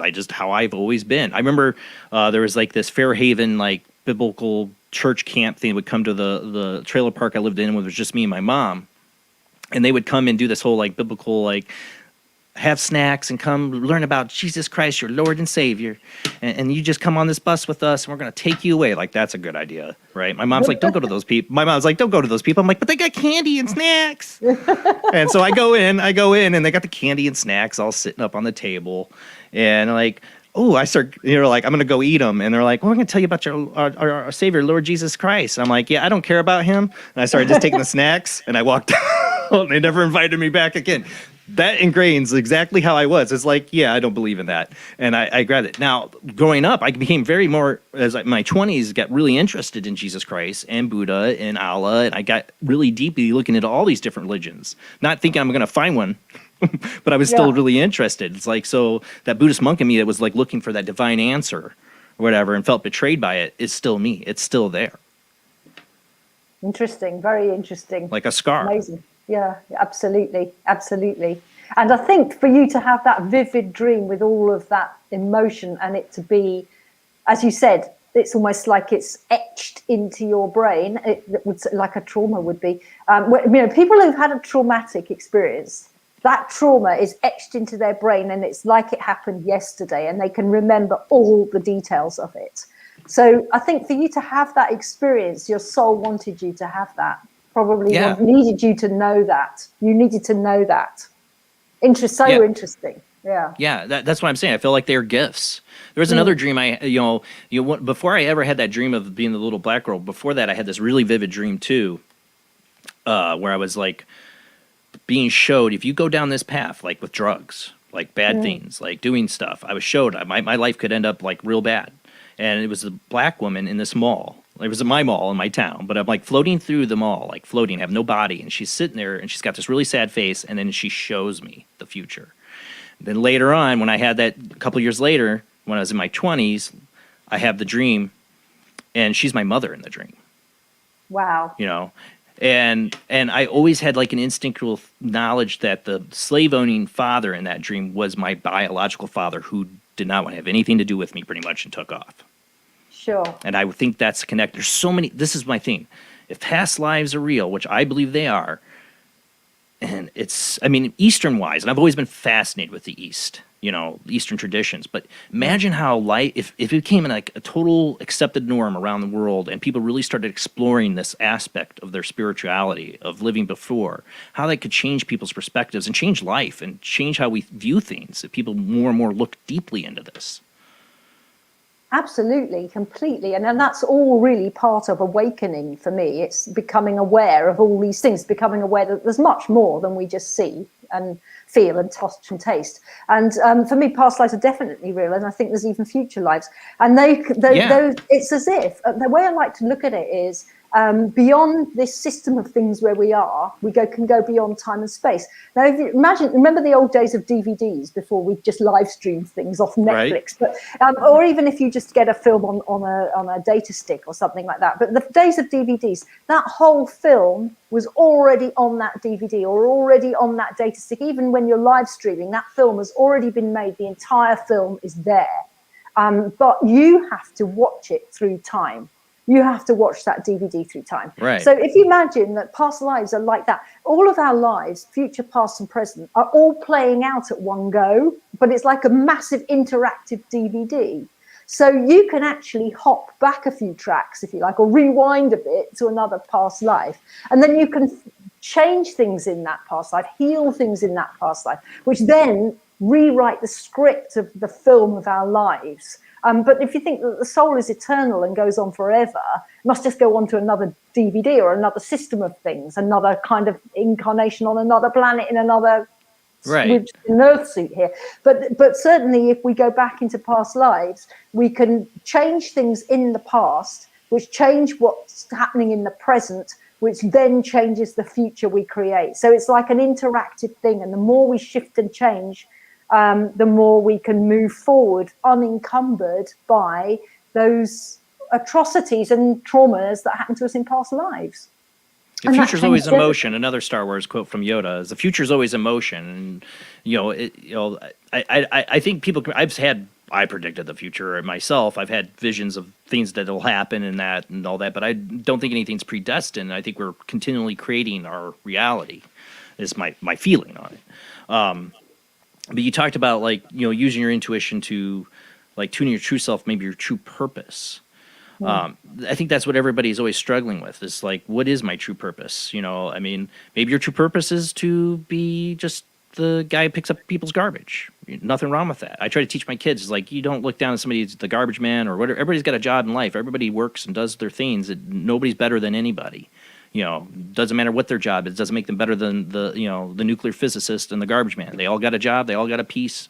And this is, I don't want to say somebody's destined to be a garbage man. Nothing knocking on garbage men, but I'm just saying it's people are looking for the true purpose, and I know not everybody gets that. I would say majority of people probably aren't living out their true purpose. Do you feel that way? Yeah, and I also agree with you that the purpose isn't necessarily a big, fancy, huge thing that you've got to do in the world. Right. And, the garbage man is really essential in society. Otherwise, the garbage is going to pile up and stink and you're going to have rats in the street. So his work is in service to humanity, isn't it? I always used to teach my kids, do what makes you happy. Find out what makes you happy. My kids are really alternative.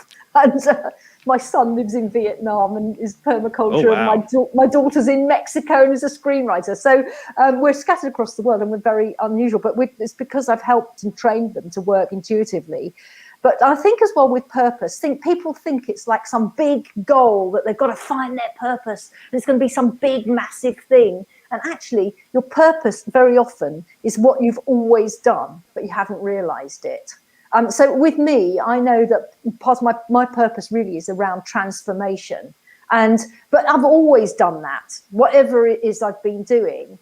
Even as a kid, I used to help my mum clean the house and transform things. And I would be creative and transform things. And, I would as a student, when I had no money, I would kind of like transform horrible old rooms to make them look nice. And, so, and then as a therapist, I'm transforming people by helping them to heal. And now with this book, Red Dress, it's a transformation thing. And even with the discussion we're having, if one little nugget of something helps somebody somewhere to tap into their intuition and do something, then it's transformation. So your purpose is often something that you've been doing all along. And it's not always a big rah-rah thing. Some people's purpose is, say, to have children, or to be a wonderful parent, or to be the garbage man, or to play music, or to create pictures, and it's not necessarily as well about fame or fortune. It's much more about fulfilling your potential and being in flow and using all your gifts and talents and your passions, igniting your passions. So what you were saying about doing Paranormal Soup, you love it. You do it because you love it. There's no other reason. There isn't. No, you do it because you love it. And that's often your purpose, is you do it because you love it. And then sometimes what happens with people is they pursue that purpose and it actually does end up, paying the bills and supporting them in better ways than they could have imagined. Yeah, I don't know if that'll ever happen with Paranormal Soup, but I still keep doing it, as long as I can. Because you're being drawn. I might write a book. Yeah, you see, a book might go out there. It could be made into a film. It could end up being a blockbuster. You don't know. We don't know. Yeah, you don't know. I'd be happy just to write one, even if nothing ever happened with it, like to finish one. I'd just be happy with just finish one. I got a lot of dead novels. We do got somebody waiting on the phone line I want to get to here. We got, I don't know what area code is, but you're on the phone. Who do we got? Hey, what's up, buddy? Hey, Tyler. It's Tyler. Yeah, what's up, man? How you doing? Hey, I'm not surprised you called in. I know you've been having some rough times, man. How you doing? Besides that. Oh man, it's crazy because like what you guys are talking about, like, because I can just like totally just got so many questions to ask. Because I mean, now I've got such high credentials, and I don't know what my purpose in life is. I feel like I'm more of I'm the weird guy, Everybody says, hey, or as a fellow weird guy, I feel you. I know. But I'm just I'm just me. I have my own intuitions, and sometimes I run. If my intuition is that profound and it's causing me to have dreams, for example. That's a good point about dreams too. Yeah, I mean, I just had one, and Jason's intuition is really good. We did the last show he did a card pull, and he said that I might have a vehicle coming, and my house might be a little rocky. And and I saw your post today, and I'm like, oh man. Well, I had a dream that. I mean, I don't want to bring this up. I'm okay, man. I'm figuring it out. Tell us about your dream. But anyway, so in my dream, I had somebody in my house. Looking at it like, hey, they're moving in. And so what happened the other day, I just walked. I just got in that mindset. I don't know what brought me to do it. I started walking. And I landed a lead position as a cook. Congratulations. Awesome. And I found a passion of mine that it's not fast food. It's not, I found a passion that I can share with a mass full of people now. That's awesome. And it felt good today, really good. That's good. I make the best steak where I work. That's what I've been told. So that made me feel good today. That's beautiful. Thank you for sharing that, Tyler. That's awesome. I'm so glad that you found that. Isn't that magical? To walk and then follow that intuition and find that passion.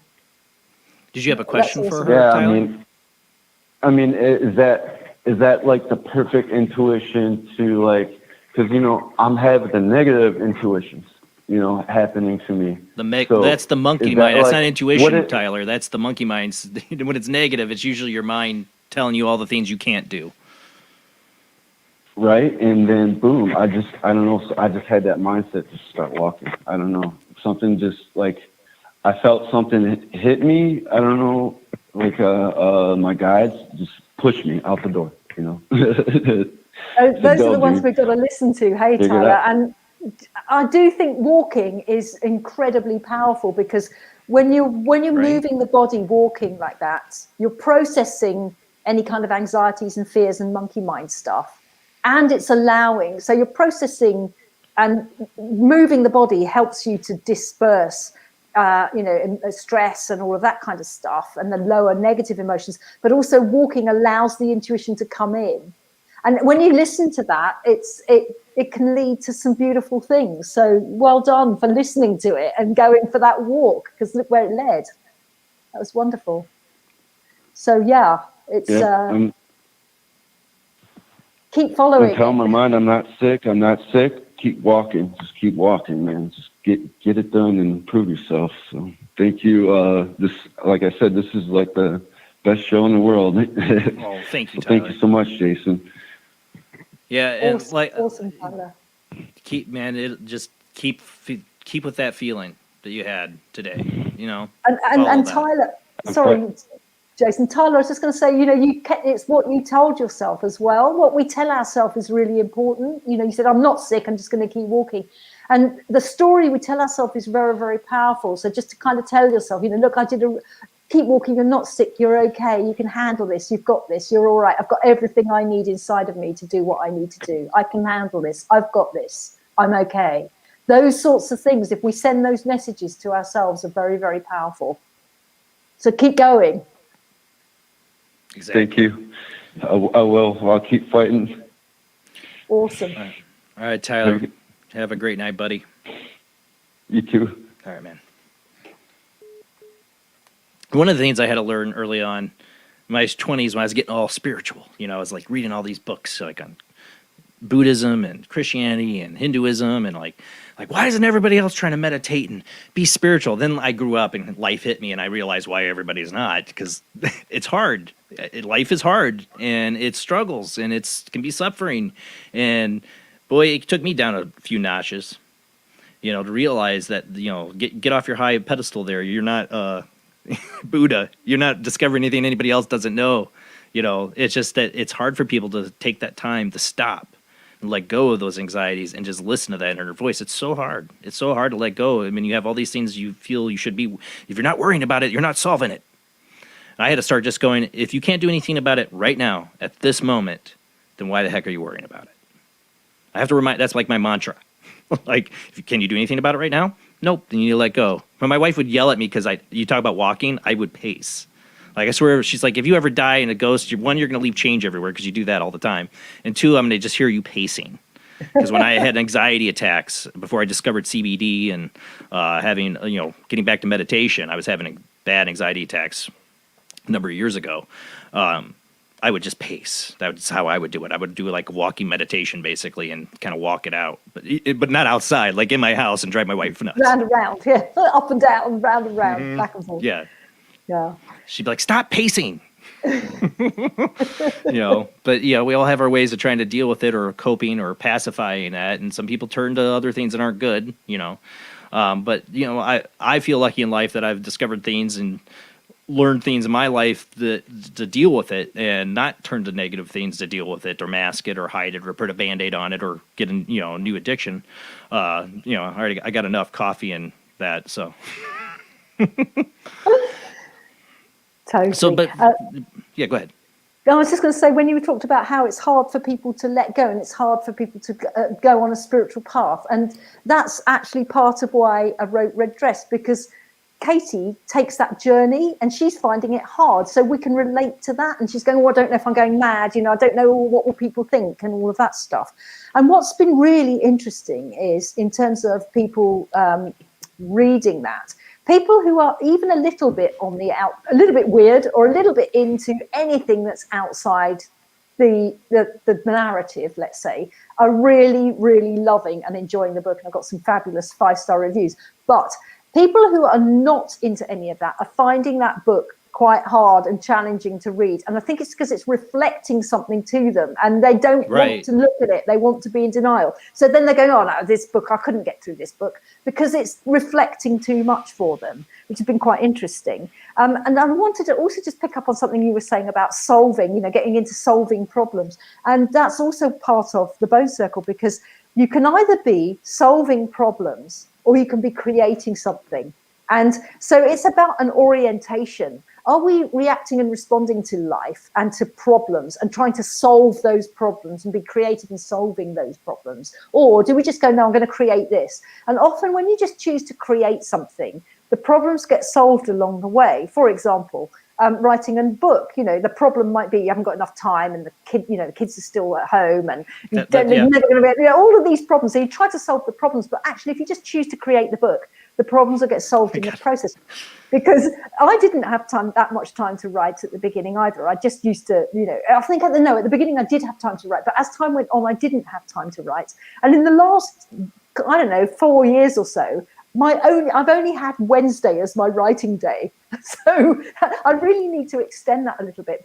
And I had also about a year's break from writing because I was building a house and I got married and all sorts of other stuff, and it just got too busy to write. So you can actually do it. And again, it's what you tell yourself. If you tell yourself you've got to write all the time and you can't have a break, then you're kind of going, okay, well, you're setting up a space where you're saying the conditions have to be like this for me to write. But if you just go, no, I'm going to choose to write this book, and even if I only get 2 hours on a Tuesday evening or something, I'm going to just, you could do it. I got to give into that. I know, because it's the only way I'm going to get back in writing. Because it's like, when I was writing back in the day in my 20s and that, I was like filling up notebooks or typing out notebooks and like writing a ton. I would write all the time, but I'd always lose my book once I got that break from it. Like if I stepped away from it, I couldn't get back into writing it, and it would just be a dead novel. I hate it, actually. But finding a way to step back into it, and that's what happened to me. It took me a while to step back into it, and again, working intuitively is brilliant. Particularly when you're working in a support group of people who've all been trained in their intuition. Because what I would get is things like, I got one person saying to me intuitively, it was an intuitive coaching session, and she said, just take the manuscript and the notes and just hold them, you know, like a baby, just hold them. Don't do anything, just hold them for 10 minutes and reconnect with the energy of your book, because it had been a year since I'd written anything. So that was the first thing. And then I had somebody else intuitively told me to just read the first couple of pages of my book and write it like as if I was writing a diary to myself, just like a diary entry, something really short to just summarize that page. And that made me read it and then just write a summary. And very soon I got back into that book, and then I just read what I'd written so far, and that brought me back into the stream of consciousness of that book, and then you just start again.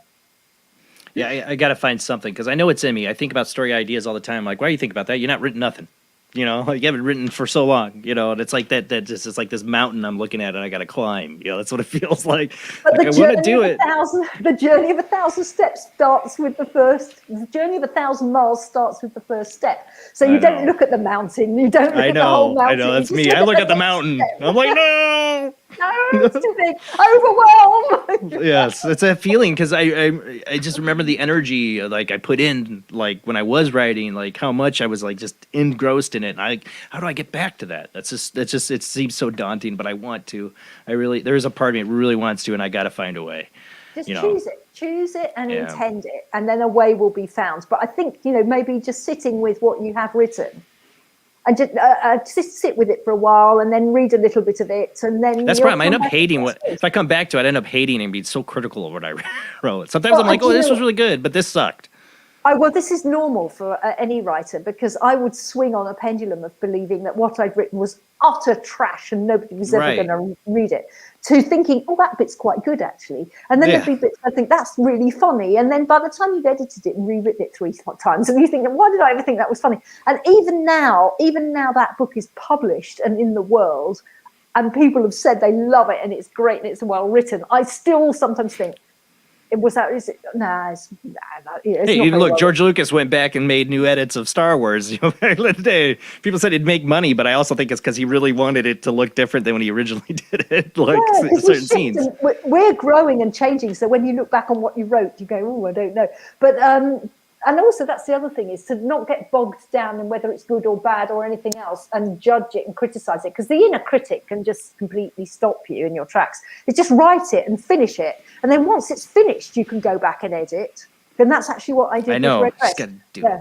You finish it, and then you can go back and go, okay, I'm going to change this. I'm going to have this character do that, and this bit I need to take out, because now you've got your complete story and your complete book. And then you can go back and fiddle and go, I don't like the way this is written, and you can edit. But if you're constantly trying to edit and second guess yourself, you'll never finish the book. I remember somebody telling me, it was another writer who said to me, you are not the best judge of what you've written. You can't judge what you've written. You have to just write it and trust that the editor will sort out what's good. That's the problem. That's why it's like that's why I tell myself, I think if I get into writing, it's like I don't want to stop because I don't reflect on what I'm writing. Because if I reflect on what I'm writing, I'm going to totally over criticize it, and then I'm just be totally put myself off from writing it. It's like I got to write it so fast that I don't stop and go, "What am I writing? What am I writing? Oh no, this is horrible." You know, that's the feeling that I'm trying to overcome and get back into. Yeah, I understand. I think that's a very normal feeling. A lot of writers. How long did it take you to write Red Dress? In total, absolute total, was 7 years. It actually took me 2 years to write the initial manuscript.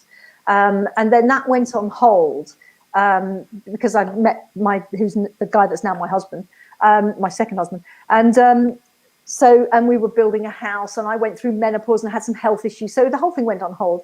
And then that initial manuscript wasn't really, it was sort of like a string of vignettes or a string of little stories strung together with a bit of wisdom stuff in there, and it didn't really work as a novel. So I had to do some work with some mentoring to really understand how to structure a novel with plot points and all of that sort of thing. And then I had to rewrite that. So there was 2 years of writing the initial manuscript. I probably had about 2 years off, then another 2 years of rewriting it, and another year of faffing about finishing it, and polishing it. I don't know if I want to write something new or go back to the dead novels, because I have a few. It's like, do I go back to those, or do I have something new and fresh that I'm excited about, or do I go back? And I haven't decided that either. That's the other part of the writing process of deciding what I want to do. Yeah, and then my intuition, I'm trying to listen. What should I do? And it's hard. Something tells me, like, no, you're going to write something new, or you're going to go off this idea you never even got to. Like, I don't know. I've been thinking about it a lot lately. Like, what are you going to write? Your kids are both going off now. Are going to be in school. You're going to have some more time. What are you going to write? What are you going to write?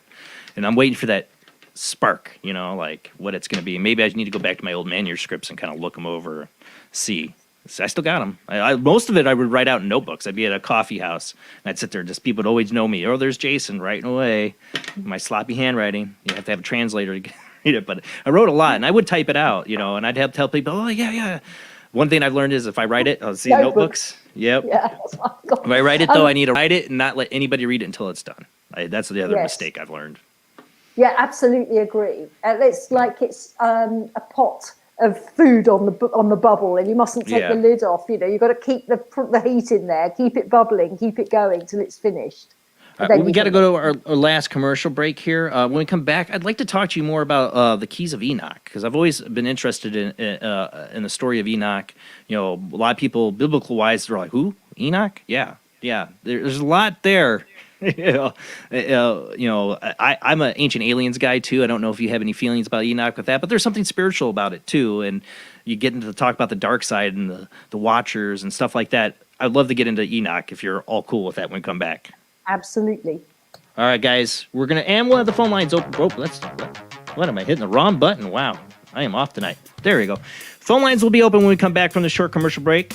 Call in, share your experiences. I saw somebody asking that was calling from Canada. Yeah, I don't think it's toll free if you call on the phone numbers, but I do have Skype IDs available. JBland 00 or JBland Paranormal Soup. JBland Paranormal Soup. That's the two Skype IDs. Call in, join the conversation tonight. But we will be right back after the short commercial break.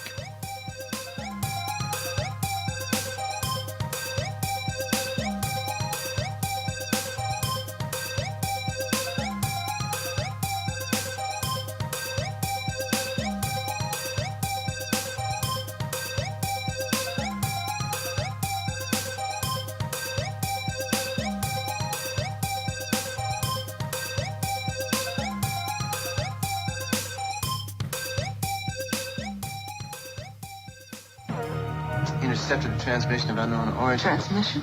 Out here? SOS. Human. Unknown. Alien. Certificate X. Exclusive engagement at the Odeon Leicester Square. Now.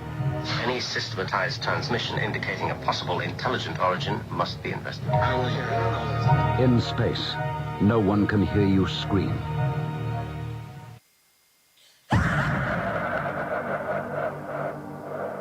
If you are interested in discovering the truth about the paranormal and want to hear from leading researchers in the field, join Justin Brown on his 3 weekly shows named My Paranormal Soapbox, Necromancer Live Show, and the Supernatural Symposium, live on Facebook, YouTube, and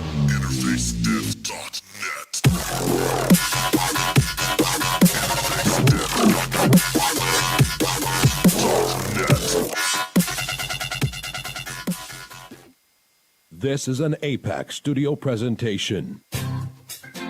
Hi, I'm Barry, owner-operator of Barry's Barometer Barn.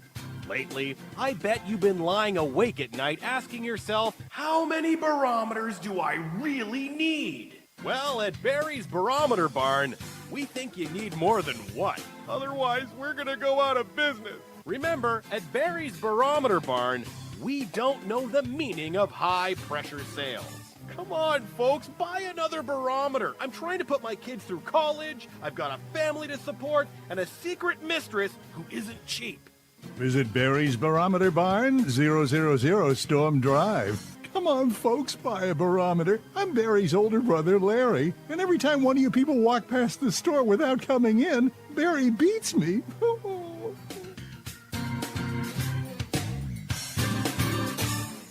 This has been a presentation from Tim Morgan's APAC Studio. For more almost professional amateur comic studio content, visit the APAC YouTube channel. Search APAC 2002. That's APAC 2002 on YouTube. When Alex Gardner is asleep, he has an extraordinary gift. The government wants it, the scientists want it. But to keep it may cost him his life. It might be better if Alex didn't sleep at all. But he cannot resist entering the dreamscape. Can you? See Dreamscape in the West End and all over London now. Certificate 15. It takes an extraordinary adventurer to enter the dreamscape. Are you intrigued by Paranormal Talk Radio? You'll love the new Paranormal Radio app from Talkstream Live. You'll find a great selection of talk shows covering UFOs, ghosts, strange phenomena, and much more. Download the Paranormal Radio app now and start listening to the very best in paranormal talk entertainment, including the network you're listening to right now, the Paranormal Radio app, free in Google Play and the iOS App Store. Join us every Wednesday night at midnight Eastern Standard Time for Weird Wednesday, the live stream, with your hosts Jamie, the Living Dead Girl, and Rob, the Phantom, where we'll talk about all things paranormal, including zodiac, astrology, tarot card and oracle card readings, live ghost boxing and spirit communication, where we'll do Voices from Beyond, the Cold Case Files. So we hope you join us live on Facebook and YouTube every Wednesday night at midnight Eastern Standard Time. We hope to see you there. Bye-bye.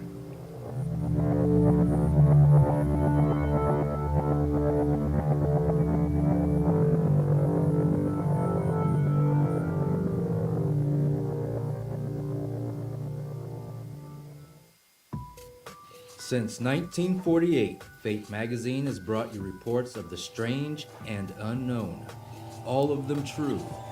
Fate Radio is carrying on that tradition, bringing you the unusual, macabre, strange, and bizarre. Join host Kat Hobson Sunday nights from 8 to 10 p.m. Eastern on WBHM Digital Broadcasting.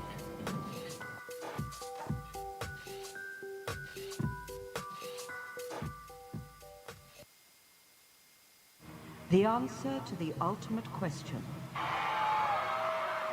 of life, the universe, and everything is...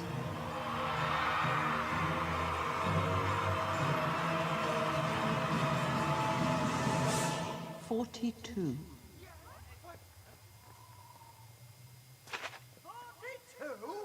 Yes, I thought it over quite thoroughly. It is, it's 42. It would have been simpler, of course, to have known what the actual question was. But it was the question. The ultimate question. Of everything. That's not a question. Only when you know the question will you know what the answer means.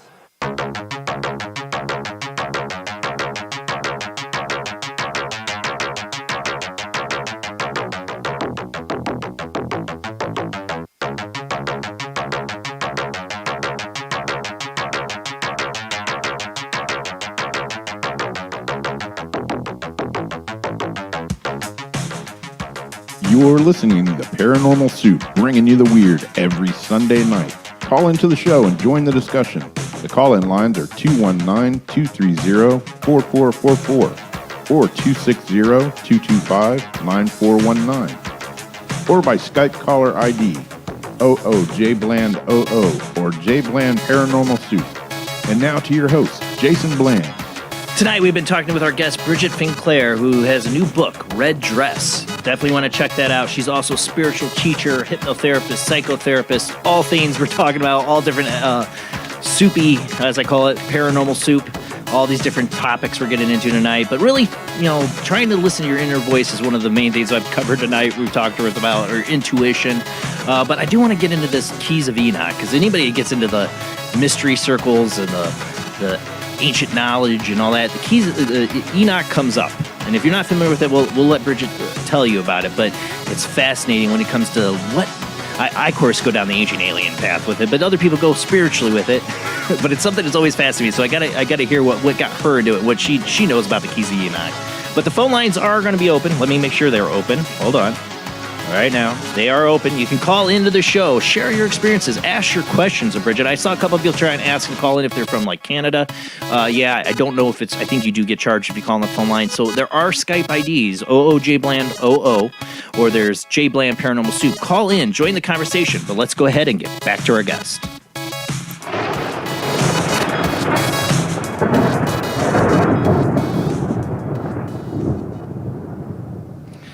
So, when I was in my 20s, I, got really deep into, reading about the scenes and Jesus and all these other, the book of Mary Magdalene, the book of Thomas, all they said this shouldn't be in the Bible? Okay, that's what I want to read, and Enoch is another one.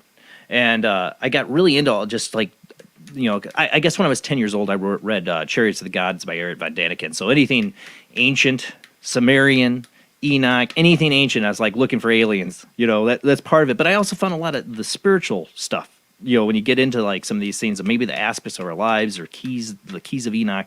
What got you into it, and what have you learned? Okay, great question. And I also love some of those old scrolls, like the Gospel of Thomas and Mary Magdalene. Yeah. And also I study some of the Nag Hammadi, which is the Pistis Sophia, which is absolutely wonderful teaching as well. So it's actually not the book of Enoch, but the Keys of Enoch that I study. So the book of Enoch is the one where he actually names all of the fallen Elohim, right, all the fallen angels and the Watchers and the Nephilim, and he explains what actually went horribly wrong with our world. And that book was removed from the kind of canon of the scriptures. But it's a really, really powerful read. And that Enoch is the same Enoch that is the Keys of Enoch. And so Enoch, there's a bit in the Bible where Enoch is translated. He doesn't die. He goes into another realm and he walks with God. So Enoch is seen as the scribe. And it's very related to Thoth as well. So Enoch is the scribe. And then the Keys Egyptian Thoth? Yes, like the Egyptian Thoth, who was the scribe. He wrote everything down. He was the wisdom teacher and the scribe. And Enoch is one who initiates into light. That is what who Enoch was and is, and the book of Enoch as well. And Enoch in the Bible is one who initiates into light, also the scribe, so also the teacher.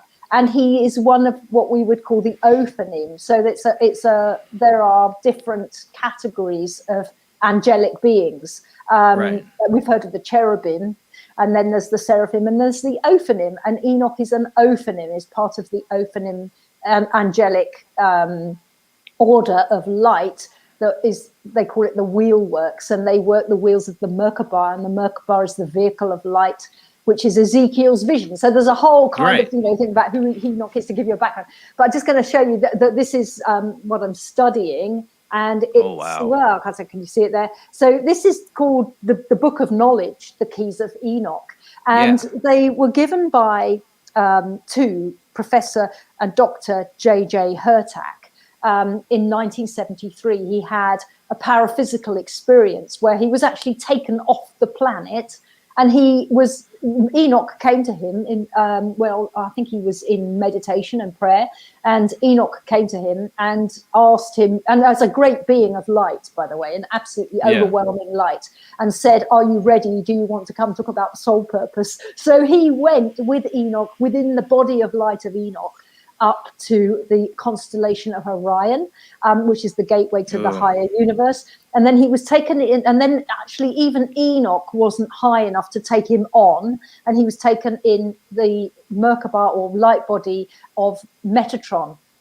Which see, Metatron and go ahead, sorry. Metatron is, you go first. So I said I've always been fascinated by the angels and hierarchy and Metatron. Awesome. You bring that up. So I've been, as I understood it, Enoch is Metatron, right? Or he became Metatron. Is that what I understood? It's actually not. Dr. Hurtak would say no, they're two separate beings, but they are two separate. But a lot of people do say Enoch is Metatron and Metatron is Enoch, because in the higher worlds, that don't work as a single entity. The higher, what we would call ultra-terrestrials rather than extraterrestrials. The ultra-terrestrials, who are of a higher magnitude, work in trinity form. They never work alone. They always work in trinity form. So Enoch and Metatron would work together. Michael and Metatron are often, Archangel Michael and Metatron are also often connected. And so Metatron is Greek, and it means closest to the throne. And in Hebrew, it's El Shaddai, which is Almighty. So it's a very, very powerful being of light, is Metatron. So the keys are actually the keys of Enoch and Metatron, but they're known as the keys of Enoch. And what they are is there are, in total, Dr. Hurtak was given 64 keys of future science, and it's science guided by consciousness. But at the time he got them in 1973, he was told to only publish 54. Now 64, by the way, is the number of the I Ching, and it's the number of the grid of our DNA. There's all sorts of things that are important about 64. But he was told to only publish 54 of them. So this book here has got 54 of the original keys. And then he was told that when the time was right and the consciousness of man was right, he would be given a signal and told when to release the final 10 keys, because the final 10 keys form a hypersphere around the original keys. So they are like they're like the commandments of light. They're these called light picture superscripts. They're incredible. Now we were all been hanging on. I've been studying the keys for 15 years, and actually I'm a baby because there's people who've been studying keys for 40 years or 30 years. So I'm the baby in the group. But we've been hanging on for years, waiting for Dr. Hurtak to say he's going to release these last 10 keys. And he's started to do that. And we're actually on the 6th. This year will be the 6th of those last 10 keys. And that is really an indication of the times we're going through and what's happening for those to be released, because they're needed to be here. But the keys of Enoch are absolutely fascinating. It's a multi-dimensional teaching that's written on 7 levels. And you have to really go to a study group to get to it, and it's encoding us constantly. And what it's doing is it's opening the time locks and the consciousness locks within our minds for us to open up our consciousness and understand a greater cosmology. I mean, it's huge. There's so many different things I could say about it. It's a capstone teaching, which means it's at the top. It encapsulates other teachings, whether, in here we've got the Egyptian teachings, we've got the Tibetan Bond tradition teachings, we've talked about the cosmic Christ, we've also got Hebrew, we've got Kabbalah. So all of these different teachings come into the keys, and we take the top of that, and so it's a higher teaching, really. So again, it's not religious, it's a spiritual teaching, and really the term spiritual means filled with the Spirit, which I would say is the Holy Spirit, or which is the presence of the divine, which is that joyousness and the peace and the tastes of honey that we sometimes get when we meditate. So it's a capstone teaching. It's written on different levels. It's hugely complicated because a lot of it is very, very scientific, but it's absolutely amazing, and I love it, absolutely love it. I teach or facilitate a study group every Tuesday evening, and I also have every other Monday evening related Nag Hammadi work, and every Thursday and on the weekends. So it's actually maybe, quite a lot of my life is taken up with the Keys of Enoch, but I find it a fascinating teaching. I absolutely love it. Absolutely. Yeah, I've heard, I've read the Book of Enoch, but I've heard of the Keys of Enoch. I was trying to understand it, what it was. So he wrote it in 1973, just 54 of the 64. And now the last few years, he's released 6 of the last 10, right? Every year for the last 6 years, he's released another one, because the new ones are actually very dense, very complicated. It's taken my study group about 3 years just to study the first one. So they're in different series. There's the 100 series, 200 series, 300 series within the book. And now the new ones coming out are called the 400 series. So we're on key 406 this year. We haven't released it. I'm hoping to go to Europe to go to a conference to receive that key. But the first one, 401, took my group about 3 years to really understand it, because it goes into quantum physics and all kinds of things that you have to look up, all these terms you've never heard of, because we're understanding how creation happened from a scientific perspective.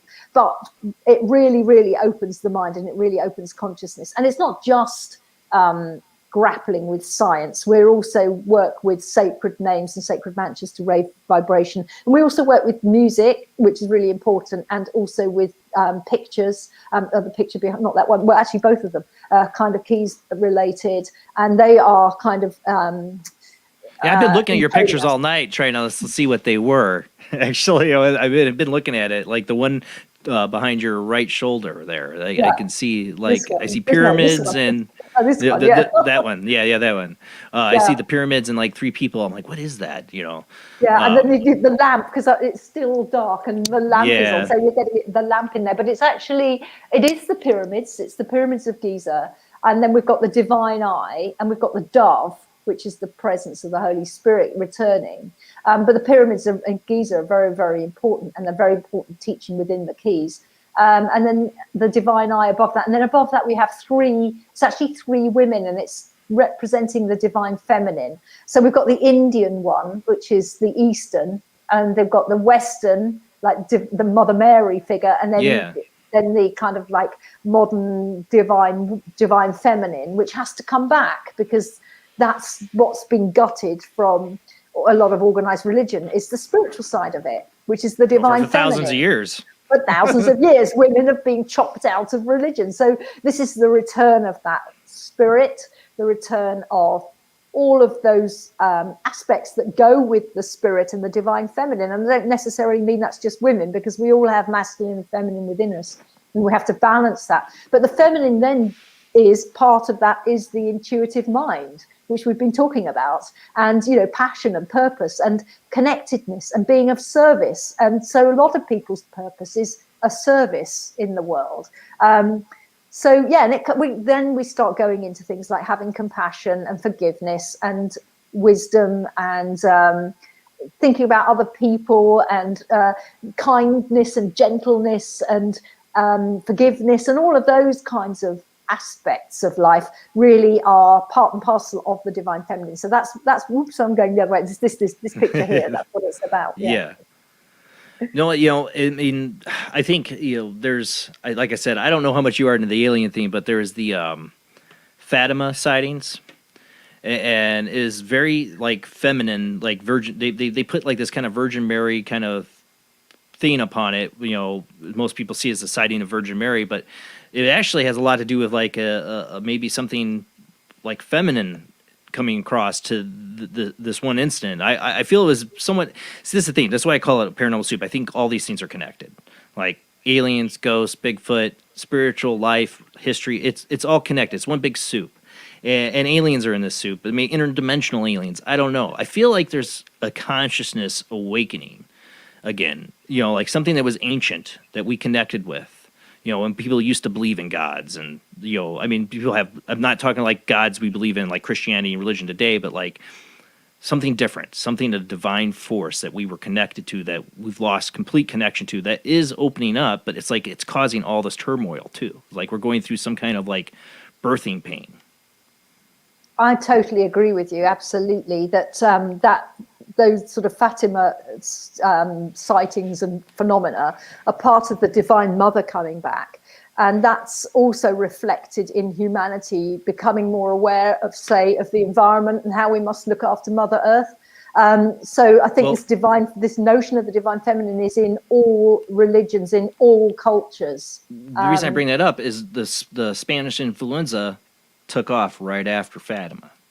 And look at where we are now. You know, we're talking about UFO sightings and all this stuff. I just showed something like the universe being ripped apart in the sky if somebody filmed on an airplane. You know, weird stuff is happening. And then we have this going on, you know. I got to watch what I say. YouTube goes...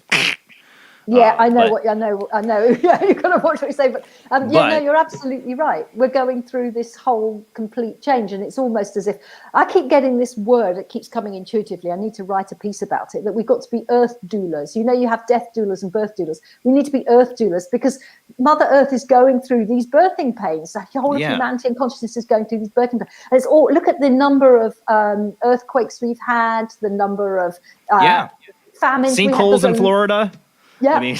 So much is happening. We had a plague of locusts was in Namibia when I was there earlier in the year. I mean, there's so much happening. There's biblical We had the killer flooding. either in the pandemic, you know, like it was like, what else is next? What you is know, going to happen next? Yeah. And we've got disclosure. We know that there are other beings come visiting the planet.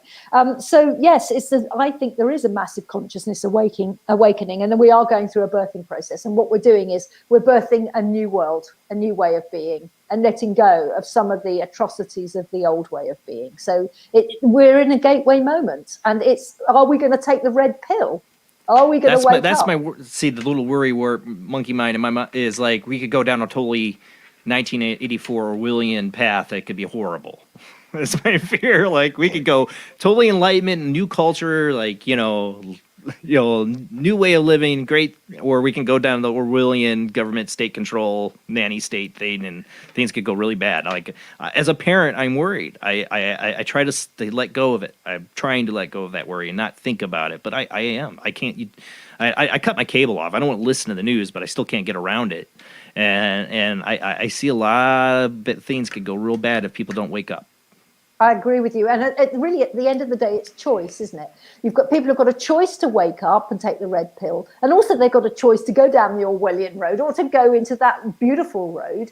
But I still come back to the hero's journey and to saying that really the Earth is the whole planet, the whole of humanity is going through a massive collective hero's journey. We're going into the abyss, guys. But what we got to remember is that's never the end, is it? You know, Harry Potter's another great hero's journey. I love Harry Potter. And the Matrix as well, and Lord of the Rings. They're all fabulous hero's journeys. And in all of those, the hero nearly dies, and you think, oh no, and you're on the edge of your seat. But he always wins out. Good always comes in at the last minute. It always evil is always vanquished. And that hero always rises, and the new dawn, you know, right at the end of Lord of the Rings, when it all goes to light and he goes back to the Shires, and it's wonderful. And that's what we've got to hold on to, that is what's going to happen. We may be going through tough times. We're going to feel those birth pains because, you know, when a woman's in labour, it's not pleasant. You know, it's hard, it's tough, and, you know, it's not called labour for nothing. And people do scream out because of the pain of it.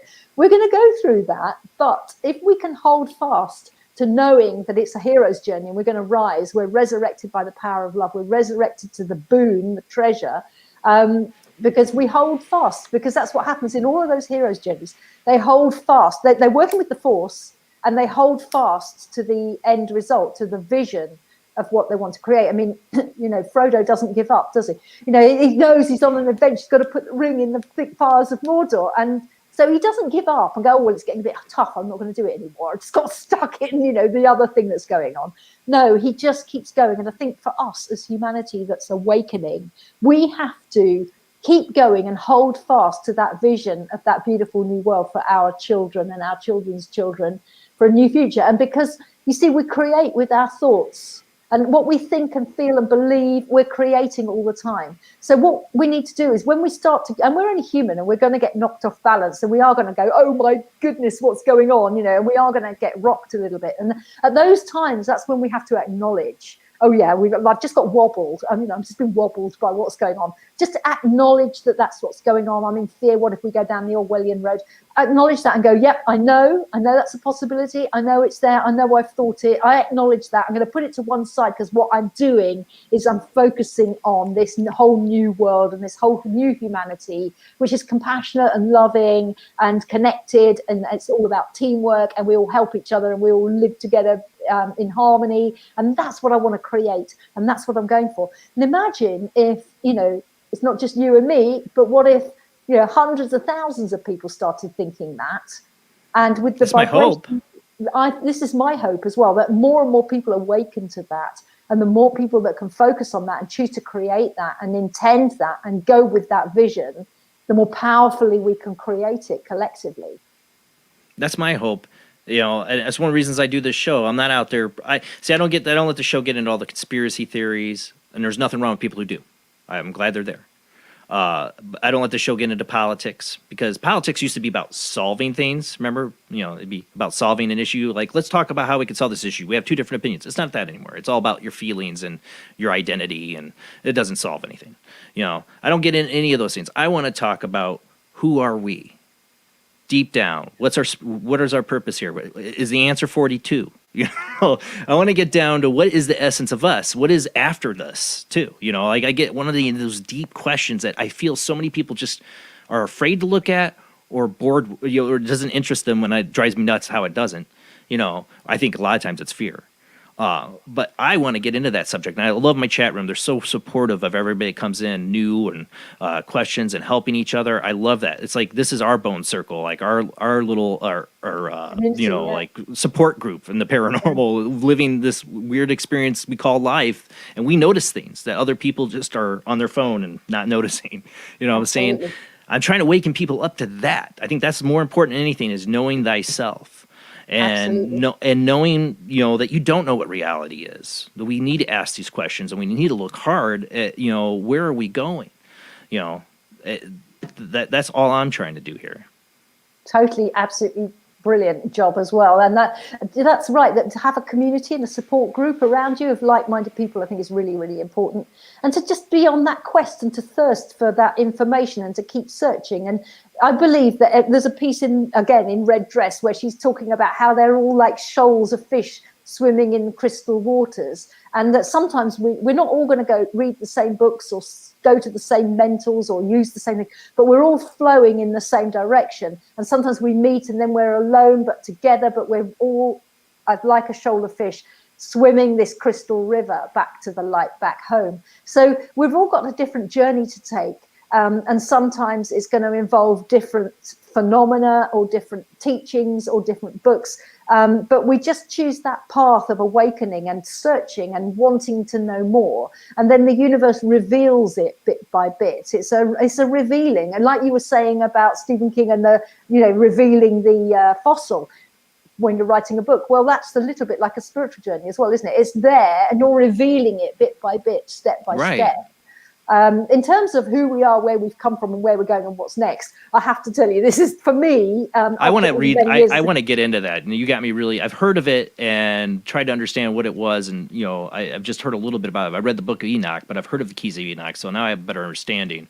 I'd love to learn more about it. Find a study group. And there's lots of them in America, because they are based in Arizona.